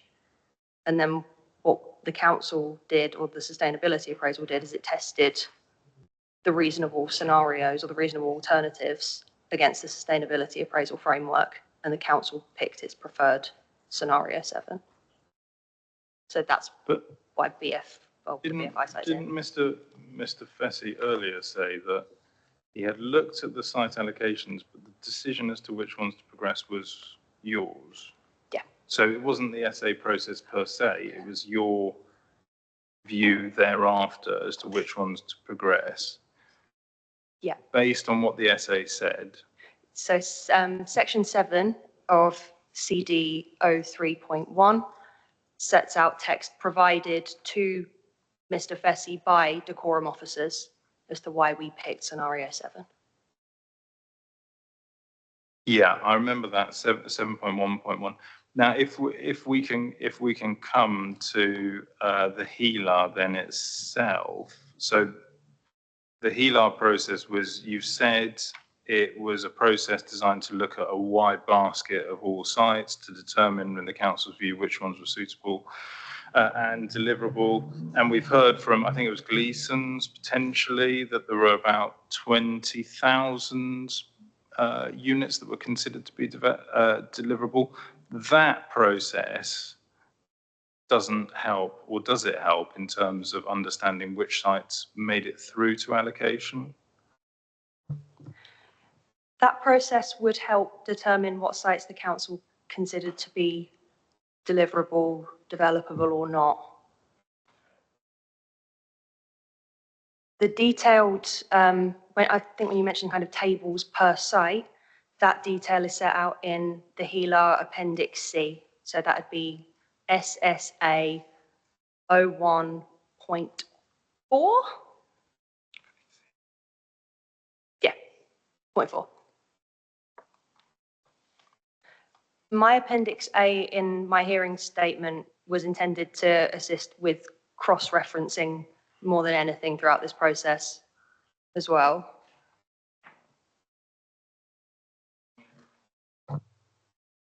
No, that makes sense. So if I go into that appendix C to the HELA, that determines that quite a wide range of sites are potentially suitable. So, for example, we will be looking at TR03, which is land east of Tring, which is identified as potentially suitable, available and achievable. But then equally, there are sites that haven't made it through because of the filtering process, such as land east of Berkhamsted, that haven't made it through, even though they're the same assessment in the HELA. Is that right? I believe that land east of Berkhamsted was identified as a developable site within the HELA. And then it was through the sustainability appraisal process where that was discounted through the assessment of reasonable alternatives. I think that's where I think some of the difficulties we still have are, because we heard this morning about the SA process, and we heard from your colleague this morning about the role of the SA, and it wasn't really about looking at reasonable alternative sites, it was more about the strategy as a whole and this sort of package of sites. So you've gone through all these sort of different evidence, and you've pointed us to all these sort of useful documents, and certainly the bit in your hearing statement is useful in bringing it all together. This then sort of generates a list of reasonable alternative sites which feeds into the SA, you've got these sites, they've gone through this process, they've ended up in the SA. Obviously, I said this morning that, the SA, and your colleague agreed with me, wasn't this sort of magic black box which, gave you all the answers. It was part of the process. It's to inform your decisions about which sites to allocate. So where is the informing your decisions about which sites to allocate? Where do you take that information? Where do you take the SA? And then, as I said before the break, have a sort of summary and go, okay, yeah, well, Berkhamsted could grow in this way, this way, this way. Tring could grow in this way, this way, or this way.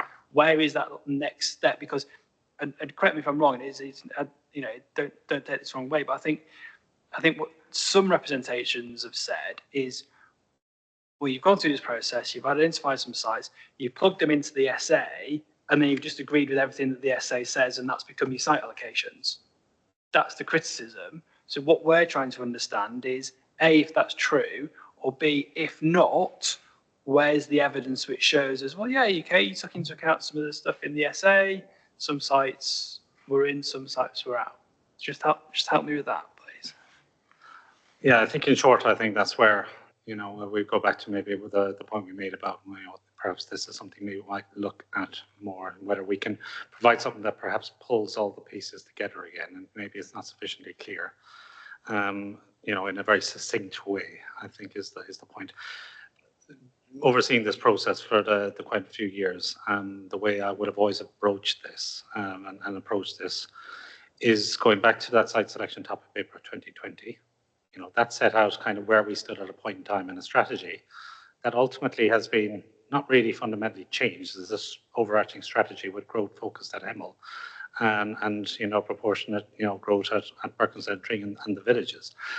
That was the starting point, and that kind of determined the sites and very much all of those sites there at that point in time. What happened from then is we've made the strategy has resulted in some of those sites being removed and some sites being introduced since that time. And I guess that is probably where the council would say that we haven't revised kind of the overarching kind of officer recommendation at the end of that at each stage. It was very much informed by the stages and the evidence at the time, but it's whether we have that succinct point of where the officer recommendation is at the end. And I think that's what you're looking for. Yeah, it is. And the site selection, so the two things which are really useful, the site selection topic paper and then the appendix to your hearing statement, because that's when the sort of jigsaw starts getting put together. What the site selection topic paper from 2020 does, which is really useful, is it does what I said before about where's that sort of almost single, couple of sides of A4, summaries around flood risk, heritage, etc., cross-references your essay, and then pulls together a short, snappy, succinct conclusion around this site can go forward for allocation. The 2020 site selection topic paper seems to do that, but then there's a sort of period between that and the submitted plan where it gets a bit messy, to be honest. There's sites coming in, sites going out, essay work being done. And I think where we struggled with it is there isn't just the reproduction of that site selection topic paper for the submitted plan, basically, where we can go, right, we now know why you've allocated these sites. So, and I'm not saying that has to, like I said before, it doesn't have to give the answer to every single question. It might be, for example, Thames Water have identified a capacity issue. However, we've done a bit of work and a bit of research and we think it can be resolved. Fine. And I think that's where Mr. Bristow and I have maybe struggled with it, is there isn't that up-to-date latest position on the sites you've got in your plan, and then you sort of, it's not a criticism, but I think that the water's muddied slightly by sites that have come in and out of the plan, and I think that's maybe where some of the representatives have struggled with this as well. And then looking at documents like Mr. Bristow did, where it says, land east of Tring's deleted, and then you get right to the very end of a very lengthy document, and it's sort of hidden away in a table that says reintroduced. It is quite hard to follow. So I think Mr. Bristow is right. I think we're going to have to take that away and try and work out, because ultimately the test for us, are the sites which you've chosen to allocate, are they justified effective? is your strategy an appropriate one, having regards to some reasonable alternatives? We might well go through this process, like I said before, and find that all of these sites are, but it's making sure that the process and the justification for those sites is robust. It may well be the evidence that you have is there. It's just that there's a little bit over here, a little bit over there, and a little bit over here, and it's just all a bit fragmented. It's not, we're not saying that there isn't the evidence. It maybe sounds like, and we get it. It's a long, detailed, lengthy process over several years, and it sounds like there's probably just bits of evidence in different documents in different places. So I think we need to sort of go away and sort of just have a refresh and a re-look at some of the cross-references, and then maybe give the council direction on whether a note would help, or whether it would just be simply sort of almost repeating stuff you've already said, essentially. Does that make sense? I think, for the whole entirety, we probably got to that kind of nub, which is, I agree with you. I think the evidence is there. I think it's about the signposting of it. We haven't even discussed other elements, sequential tests, exception tests. There's various reasons why sites have been, and I think we just maybe need to look at that. But we wait your next instruction on that. Okay, thank you. That's very helpful. Should we move on then to question 3, which again is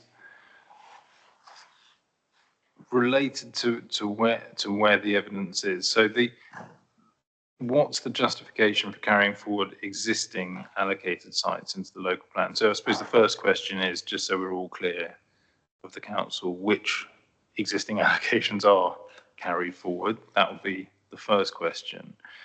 Then I've got some subsequent questions, and again, just want to be very specifically directed to the evidence, because from this side of the table, there are some points made that maybe that process didn't consider those sites afresh, if you like, and particularly their likelihood of delivery being deliverable or developable. So it would just be to explain what those sites are that are carried forward and what you did to satisfy yourself that it's right to include them, especially in terms of delivery. Thank you. Okay, so first document I'd point you to is the HELA Appendix B. So that's SSA 01.3. We presented a review of all the existing allocations within that document, and that's been updated at each stage from 2020 to now. This review essentially determined the status of each of those sites, if they were still considered to be deliverable, developable, and this was through engagement with, say, our own development management team, through site promoters. If we determine the sites to still be deliverable or developable, we would carry those forward into the plan, making any amendments as required. That's set out within my response in the hearing statement, so tables 9 and 10. So we've got sites LA1, H2, which is, oh, hang on. So LA1 is now HM14. We'll note that's got planning permission now. Oh, resolution, my bad, resolution to grant. We've got HM09, which has now got planning permission. Sorry, can you start again? I was trying to take notes and I failed. So, That's okay. Yeah. These are the ones that are carried forward. So we have HM14. And these are all the ones that have previously next to them in terms of site allocations. In Yes. Okay. So go for it and tell me their status. Yeah. Thank you. Okay. So the list in there: HM14, HM09, HM02, HM04, HM08. We then have 2 sites which we believe can be carried forward into this local plan, but as developable sites, so not first 5-year sites. We have HM15 and HM03. Both of those tables set out the reason as to why we've come to that conclusion, so there's a justification in there. So HM14, HM09, HM02, HM04 and HM08 are in the council's view deliverable. And then we have HM15 and HM03, which are developable in the council's view. Okay. The appendix identified several existing allocations that have planning permission. They're listed in a footnote within the hearing statement. That's footnote 84. And then table 11 sets out where this HELA review determined that the sites have deliverability, potential deliverability concerns. Where we've identified that in Appendix B, we've recommended that those sites are fed back through the HELA process and subject to a full detailed HELA assessment, and then a conclusion is made on each of those sites within that. Okay, thank you. That's very clear. Are there any comments on this? So I know I've read the hearing statements of Plato and Crest Nicholson in particular. I think possibly Crest Nicholson in terms of anticipated delivery, that's a matter we'll come on to in relation to sites. Sorry, I was looking over there, but you're there, sorry. I suppose a question of, did Plato, Ms. Reid, you didn't want to say anything. Okay. Are there any other, that's very clear, very clear. Any comments on this question? On question 3? What evidence can the council point to? So we've been taken to the hearing statement, to the HELA Appendix B. Okay. So we'll move on then to question 4. And again, really helpful if we can be taken to specific bits of information. We've bundled this up with matter 2, issue 2, question 4. And this is where, of course, I will ask at some point CPRE to comment on the brownfield issue that they wanted to mention. There's a range, if I can say that. If I'm summarising what I've seen, there's a range around the table from Bragg on one side that say that the Greenbelt designation has effectively been disregarded in the process of allocation, to others that say that, well, the Greenbelt and national landscape process hasn't been sufficiently fine-grained in terms of looking at likely effects. I think on this one, maybe what I'll do is I'll invite anyone that wants to speak on this to put their nameplate up, and then we'll ask the council for their views as I've read their hearing statement. So I know certainly that's one nameplate there. 2, Plato. Okay, so I know you've been very patient, Ms. Vita. Let's hear from you first, then I'll go to you, Ms. Reid. This is on brownfield, greenbelt, and all of it. Okay. So the brownfield question, really, CPRE always goes for brownfield first. I don't think that there's enough evidence to show that brownfield sites really feature very strongly in the list of final sites being put forward. The last time the brownfield register was updated was 2021, so I don't have anything that tells me that there has been a recent review of those urban brownfield sites. And I'd like to know what's actually happened to that aspect of priority for brownfield sites before Greenbelt. Do you want me to go on for the others? Yeah. Okay. So I'm just going to say that are you here tomorrow as well? Yes. Yeah, because obviously exceptional circumstances in the Greenbelt, one of those requirements of, is it paragraph 174, is that there's been full consideration to other options. So that will feature there as well. So we can obviously get the council to say anything they want in response to that. But you had another point as well?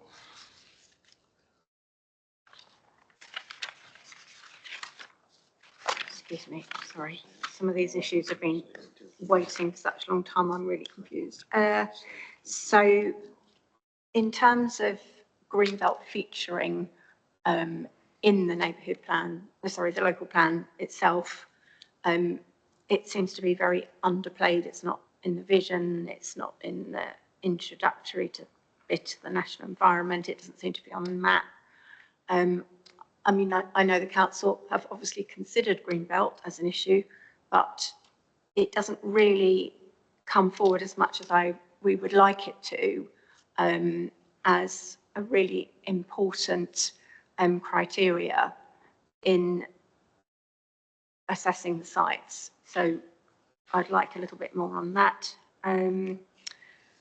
National landscapes probably get more visibility, but then we still have issues like the Tring site, TRO3, coming back in at this stage where there is evidence that the national landscape is impacted, but here we have TRO3 back in. So yeah, our concerns are that brownfield, greenbelt and national landscapes have not played the part they should have done in the assessment. Thank you. So the key points for me there, from your perspective, insufficient consideration of what could be done with brownfield land, which if the council want to comment on now, absolutely. And also the relative, I think what I would summarise that is the relative weight or importance that has been given to the greenbelt and the area of outstanding natural beauty in the balance of the site selection. So those are the two key points there. Mr. Harbridge, I suspect your points will be similar. So we'll hear those and then I'll come to you. Yes, it will. It's absolutely similar. And just to back up the brownfield sites thing as an example, because I'm sure it goes across the Dacorum as a whole, there are no brownfield sites put in the plan for Berkhamsted, so we believe that that is in direct contravention. DBC, when asked about it, say that it's because brownfield sites come up as windfalls. And so we're not going to put any brownfield sites in because they'll come up as windfalls. But as we stand, we were down for, I think, 285 windfalls over the thing. As it stands, there's 280 planning permissions being put in for as we stand now. And plus there's another 69 in the centre, which would be brownfield. So we just think that their strategy is against the MPPF because it doesn't focus on brownfield first rather than greenbelt. Okay, thank you. Ms. Reid. Thank you. I just wanted to ask about how the national landscape has been considered in the process. I found it personally a little bit confusing. This might be because I'm relatively new to this project and Dacorum local plan as I'm covering for a colleague, so apologies if any of this is obvious and I'm sure the council will correct me. From what I can gather, previous studies have ruled out all national landscape sites at a quite early stage of the process because of their location. Then based on reps from the Regulation 18 stage consultation, including ours, I believe, it seems that sites were assessed further in the HELAR 2024, if I'm right about that, but then were removed at stage 2. What I'm not clear about is whether they were removed at stage 2 because of their designation or if they all were removed for other reasons. Our own client site didn't even make it that far, which is something I'll come back to in the next question. But we note in the council's hearing statement on this matter at paragraph 3.4.8, it states that the HELAR update main report identified more land than would be required to meet the identified needs. Yes, it does. Further testing on sites allocated within the children's national landscape was not required. And this is also in the HELAR itself in paragraph 3.46, which states that if the HELAR identified a shortfall, sites within the national landscape that are available, achievable, and without the presence of other significant constraints would be subject to further testing. I think you might know where I might be going with this, but in light of what we talked about yesterday and the housing numbers, that is clearly no longer the case. So I'd like to understand why these sites have come out and whether they're going to be retested. Thank you. Thank you. Okay. Thank you, sir. I'll come to the point brownfield first. Obviously, I don't want to tread too many toes with regards to greenbelt discussions tomorrow. because as you noted, it's a factor regarding exceptional circumstances. I think the council has really set out a really positive strategy to growth with regard to brownfield development, by virtue of a combination of existing of allocations as well as commitments and windfalls. And again, without going to the specifics on it, but by context, within, as set out in Table 7 of our response to Matter 2, Issue 2, Question 4, we have an overall urban supply of 9,864 homes. Sorry, just give me that figure again. 9,864. Now that's an urban supply. I'm not talking brownfield, but to give that and delve into a little bit deeper by further context, if we were to look at the opportunity areas and the allocations within the opportunity areas of Hemel Hempstead, there's in the region of about 2,000 homes to be delivered in the Hemel Hempstead town centre. There's in the region again of another 2,000 homes sought to be delivered within two waters. We recognise one site there as a greenbelt site. But relative to the overall scales of growth, when you look at other settlements, you know, Berkhamsted and Tring, we're looking at more brownfield growth in these two areas alone in Hemel Hempstead than we are looking at the total quantums of growth Berkhamsted and Tring. And it's probably just setting a scene, broad brush, just to keep this proportionate at this stage, that's allocations. So we are setting a really positive strategy. On the matter of brownfield sites elsewhere, before we had any call for SANG sites, before we had anything else, we had a call for brownfield sites, a specific call for brownfield sites. And that yielded more greenbelt sites being submitted than there were brownfield sites through that exercise. And that's just from my knowledge and recollection. You know, they've all fed into the updated site assessments. But we spent and we left that specifically open for over a year, that call for sites. We advertised it, we said it's there, and we left it intentionally open. And at the end of that process, there was more sites, greenfield sites promoted than there was brownfield sites, even though it was dedicated brownfield sites exercise. In looking to, you know, where we allocate within our built-up areas, we have to recognise that, you know, it's really going to be those sites that are real punchy ones, the ones that are really going to contribute something towards the strategy. We feel we need to draw a red line around and say we need to put policy requirements because these are important to the overall strategy of the plan. They are the allocations. And without dwelling too much, but looking at the windfall allowance, without going into the details of the quantums of that, but our strategy, going back to point how we approach policy H1, the very permissive approach to the principle of supporting housing development within the settlement boundaries of our 6 main settlements, is there, you know, provided it's not allocated for another use. It's there to be relatively swift and easy to determine the principle of development. And that is there to support the continued, you know, regeneration of brownfield land. And one thing about, I guess, is unique without talking too much about it, but recognizing that Hemel Hempstead is a really significant contributor towards brownfield land, brownfield regeneration, as demonstrated in our historic trends and likely future trends, that we are, I just can't bring my thoughts, it was nearly there.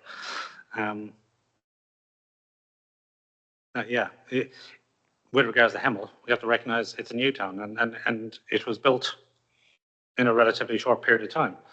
And we're seeing right now that there's a lot of that land's coming around to be kind of revisited and renewed. And we are in that kind of enviable spot, I would say, with regards to the fact we have a really strong source of supply on this. It's evidenced through our data of historic completion commitments that runs right up to this day. So they're the kind of key points I just want to make on brownfield without getting into the detail. The wider points regarding Chiltern's National Landscape, I'll pass over to Ms. Mitchell, please. So I'm going to refer back to my Matter 2 hearing statement again, issue 3, question 4. Is correct. We've said in previous site assessment studies, any sites located within the national landscape were filtered out at stage 1. We updated this within the most recent iteration of the HELA taken into account Regulation 18 representations, including from Lambert Smith Hampton on behalf of Plato, as this, stated national landscape shouldn't be an intrinsic constraint. However, we did still consider that to demonstrate compliance with the framework paragraph 183B to is determine the scope for meeting development need outside of the designated area being the national landscape. Although we did a detailed stage 2 HELA assessment for sites located within the national landscape, we assessed these to be unsuitable for development.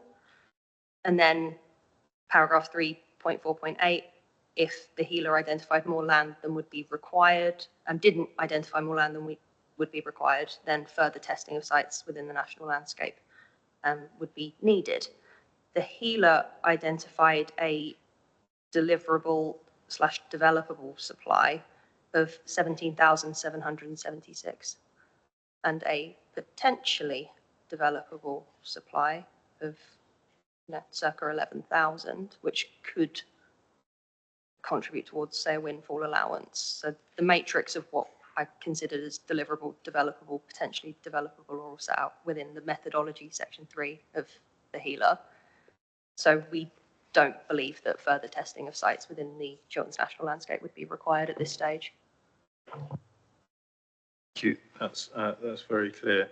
One question I had, which I think features tomorrow, and I think I know the answer to this, and I think I know what you're going to say in terms of why, but once it became apparent that there's a mismatch between the 16,400 and the 17,200 in terms of plan period and housing need, was there a process of sort of going back and revisiting some of the sites that have been discounted for whatever reason, be it Greenbelt, be it AONB, be it for any other reason?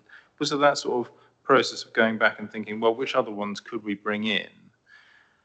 I think I know the answer to that is no.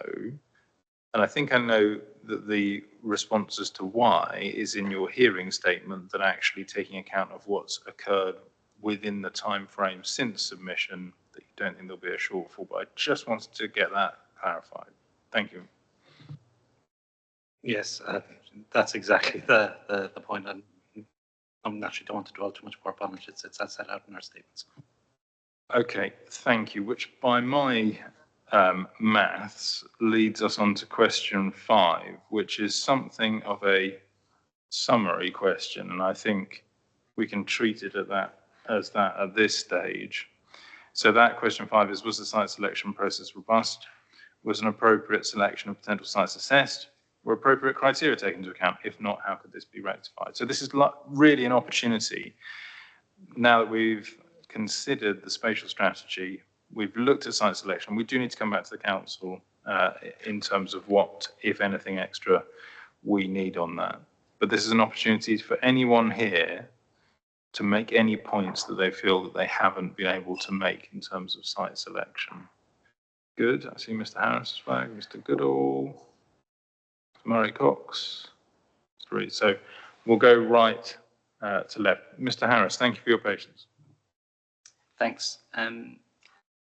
We touched a little bit about this on question 2. I wasn't sure whether to come in there. It was quite detailed. But I want to go back. So the Appendix C on the HELA, many of those sites are marked as unknown availability. And one clarification I have is whether that phrase has its ordinary meaning or if there's a specific meaning behind it. And I won't invite you to consider the soundness of emission sites, but just by way of illustration of the robustness of the selection process. One site, 5,000 homes, Elmar 002, which is an emission site, has been assessed as unknown availability. And I don't think that's correct. So some of the emails that DBC have very kindly shared with me show that there was a discussion about availability of that land at that site. It was being put forward by a promoter. There was a master plan developed. So I do question whether some of those assessments in Appendix C of the HELA were accurate. And, you know, it's in other parts of the documents as well. the sustainability assessment paragraph 9.17.33 says there's a strategic case for growth at that site in Longmarston, but it then goes on to say there's only one very small site has been put forward, promoted for development. But again, so I would submit that's not necessarily correct. So how can we reconcile the conclusions of the assessments of sites which are marked as unknown availability if there's evidence otherwise? And again, I sort of raise the clarification, is there a very specific meaning here that says unknown availability rather than potentially available? And, you know, we heard yesterday there may be a deficit on H1, some 870 homes. And again, that's a substantial site. And just to highlight, you know, in circumstances where there is a deficit on housing need, and there is an argument being put forward about exceptional circumstances to release greenbelts, it's incumbent to look again at the robustness of the evidence and the assessments that's in that Appendix C of the HELA. Thank you, Mr. Harris. Mr. Goodall. Thank you, Inspectors. Yeah, just I'm going to be quite detailed in terms of the criteria I refer to, but I think that's sort of the purpose of this question. I think it will hopefully feed into the additional clarification that the council needs to provide in terms of some of the site selection justification. And there was discussion this morning, a lot of discussion this morning about the SA and then what that does and doesn't do. And in my first submissions, I kind of said it pulls the council away from looking at small sites. I think that was maybe mischaracterised by the council as it doesn't look at small sites, but actually it does. And I think the council might actually be a little bit confused itself about what the SA is and isn't doing, because it is actually the case. I think the SA has got problems. It pulls the council in a certain direction towards selecting those strategic locations. But the council is right that it is dependent on the HELA to actually put options into the SA process. And although I think the top-down element of the SA can cause problems in that respect, actually the purpose of this question means that we need to get to somewhere where the HELA process itself is absolutely robust and consistent in terms of how it's applied criteria. Now that's important because although the council's referred to the appendix to its Matter 2 statement in terms of the reasons for selecting or rejecting HELA sites, including where it's applied the stage 2 criteria, they are different in some cases in wholesale ways to the same conclusions it reached on individual site assessments at the previous Regulation 18 stages, including even the 2023 revised strategy for growth. Again, that comes back to you've got to be absolutely sure of the robustness of that process. So why that relates back to the sustainability appraisal and what it doesn't do is, again, I'll just repeat this reference to CD 4.1, the 2023 sustainability appraisal, and paragraph 5.4.38. That refers to two sites, one of which is Bank Mill, and it refers to limited environmental sensitivities. And if you follow that back through, you will see that there's no ecological constraint to the site in any of the council's HELA assessments up to 2023, okay? Now, what the SA does is then only puts those small sites in with an option that doesn't include south of Berkhamsted. Now, that has to be an issue because south of Berkhamsted was selected, even if the reasons are somewhat unclear. The two small sites I'm referring to were only put in with the west of Berkhamsted cluster, so they sort of perform worse, even though there's nothing wrong with them, if you like, in SA terms in their own rights. But most importantly, in terms of the council's site assessment process, up to that point, no ecological constraints were raised, no insurmountable constraints were raised. Now, the 2024 HELA and Appendix C obviously sets out a wider range of stage 2 considerations, and one of these sites, Bank Mill, is shown in the council's Matter 2 statement as rejected there through priority habitat. Now, priority habitat hasn't changed since 1996, which is the data set that criteria would be informed by. This can all be laid out elsewhere. It's not the purpose of discussing that. But what you can't do through the SA process, as the council's used it, is go back and come to a site-specific view in terms of what's changed between the assessments. And I think, sirs, that goes to your question about when would you go back and revisit site options, and what would your actual criteria be for revisiting those options, because you'd have different assessments of the same site in 2020, 2023, and then at about turn in 2024. Based on priority habitat information that hasn't changed, an agreement as we have it from the council's officers that it isn't a priority habitat, in fact. But I think that is a problem with the SA, and in terms of this additional work, you do need to be able to go back and almost see the site options as a consistent assessment, and it isn't consistent for the example I've just given. And again, for Berkhamsted, I think that would lead you to a point of potentially putting together different combinations of site options, be they large or small. And coming back to your question this morning, sirs, I think that is sort of the reason that you're entitled to find this process unsound from a point of view of paragraph 35, and therefore you're entitled to find the site selection process not justified and expect further information from the council, but still potentially get to the same conclusion. But it's only then by weighing that in the balance, including the shortfall against unmet needs, that you might have to come to a view on how the policies or the allocations in the plan need to change before you can reach a conclusion that it's sound, because clearly the site selection process here isn't sound, it isn't justified. Just rounding up on one final point, and it's one that we do agree with, in terms of both the council submissions today and the references we've had. The 2020 site selection topic paper is quite a robust document. Again, it shows a green criteria for ecology on the example I've just given you, paragraph 5.4.38. More importantly, actually, and having made, lost count, but several local plans while being on the other side of the table, that site selection process is really important. It's actually the council's judgment at the end of the day that it comes down to. And again, were you to follow the trail of information through for the example I've given you, you'll see that actually the 2020 Regulation 18 conclusion for the site is quite balanced in terms of site capacity, in terms of how the land could be used and areas kept free from development.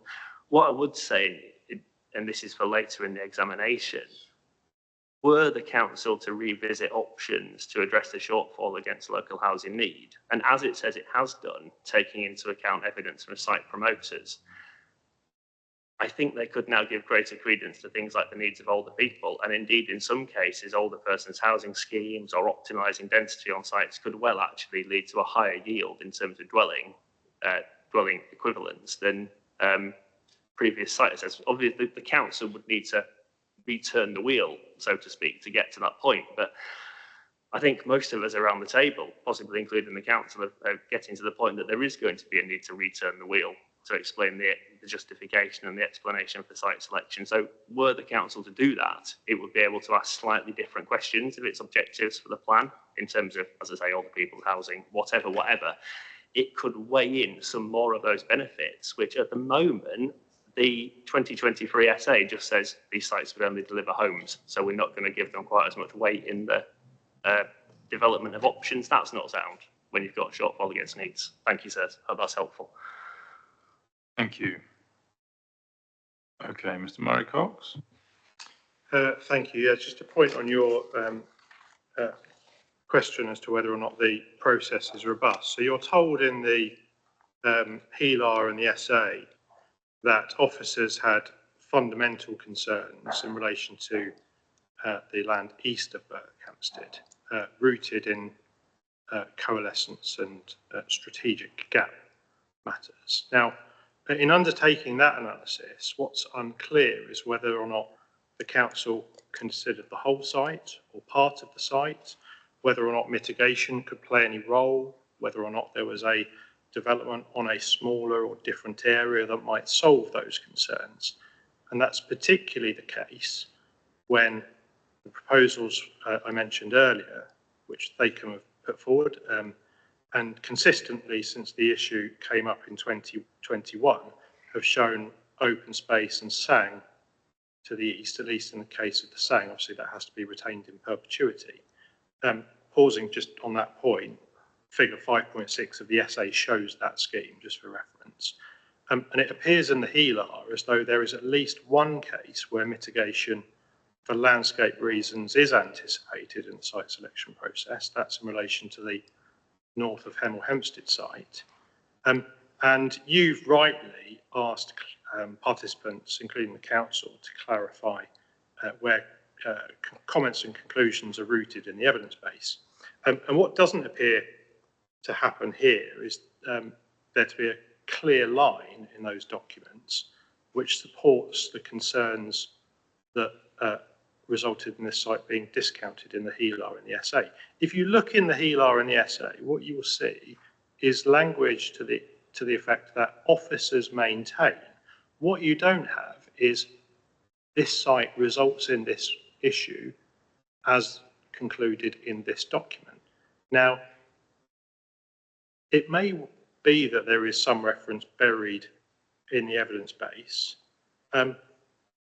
but what we would suggest is that there's no analysis that the local authority stepped back to see what might be achievable.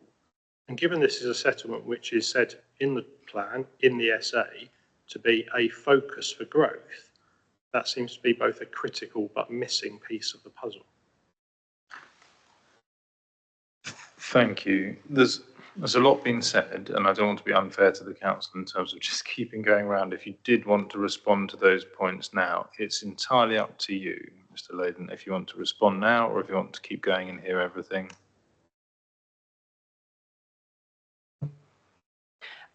I guess it depends on if anyone is going to raise similar or very different points.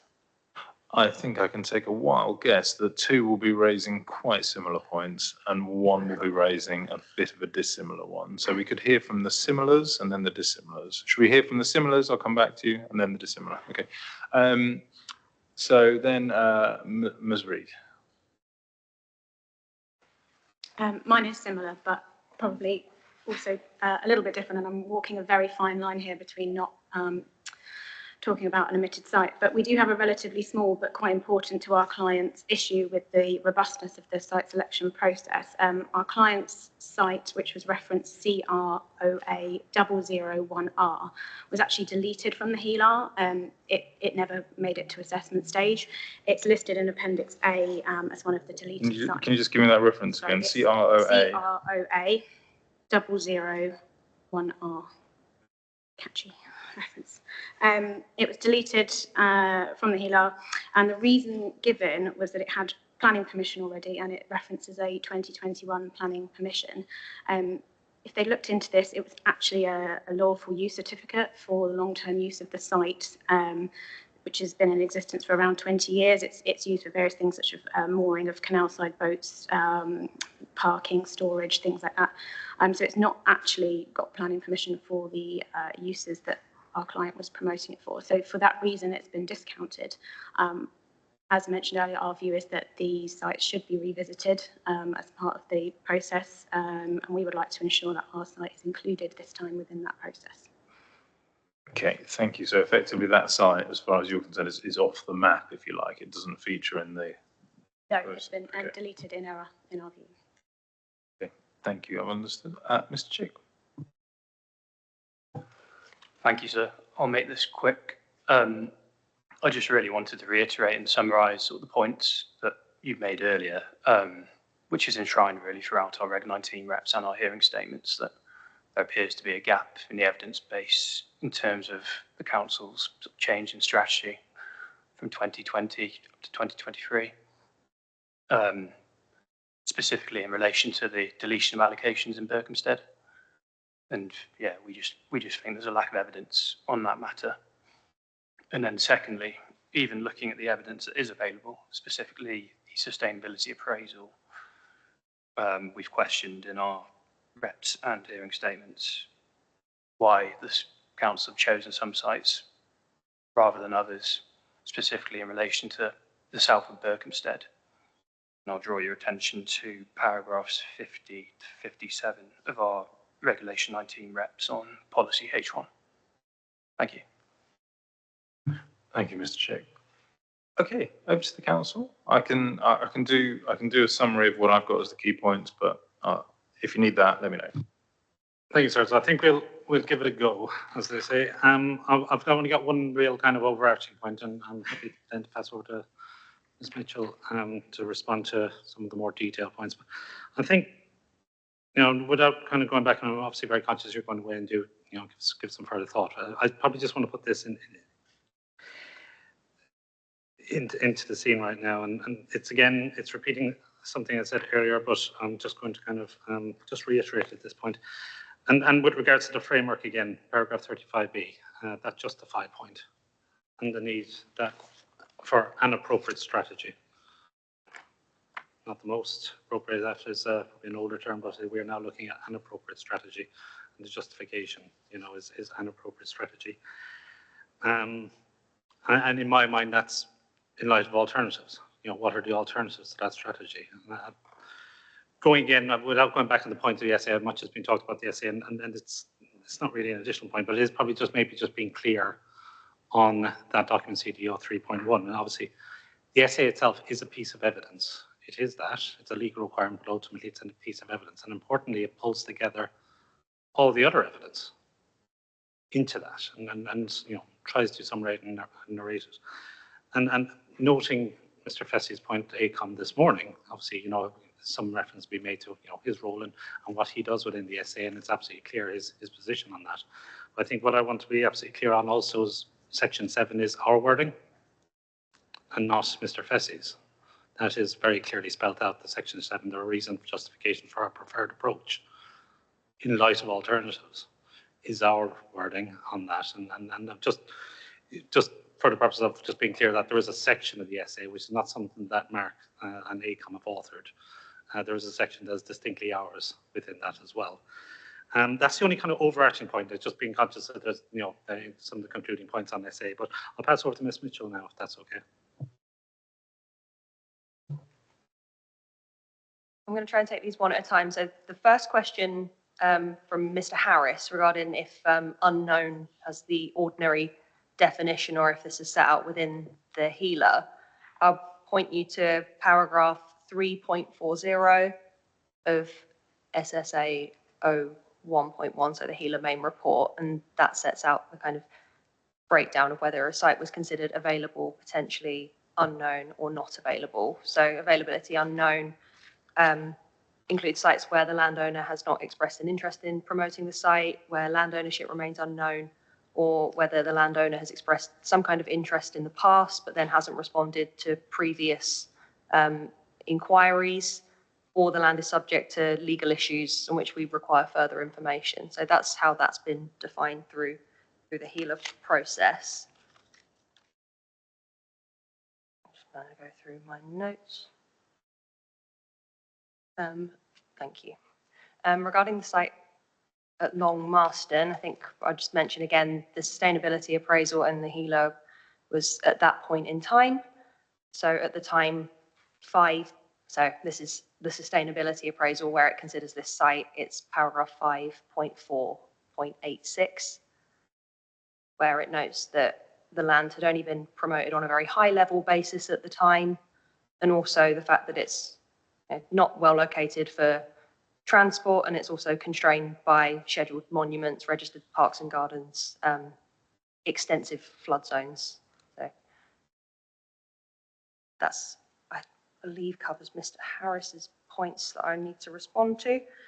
Moving on to Mr. Goodall's points, I think just regarding the conclusions in the HELA, I personally believe if you follow the conclusions through, you'll see that that assessment has been updated and improved, looking at representations we've received from key stakeholders. Point on, you know, priority habitats. This came as a result of Natural England's 2023 Regulation 18 representation, which included priority habitats as a key consideration for sites. So we then introduced it within the HELA.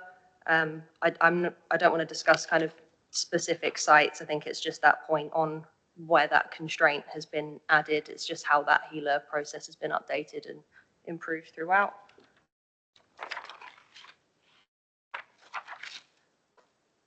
I personally, I don't know if you have any overarching points to make on kind of greenbelt and landscape different regarding this.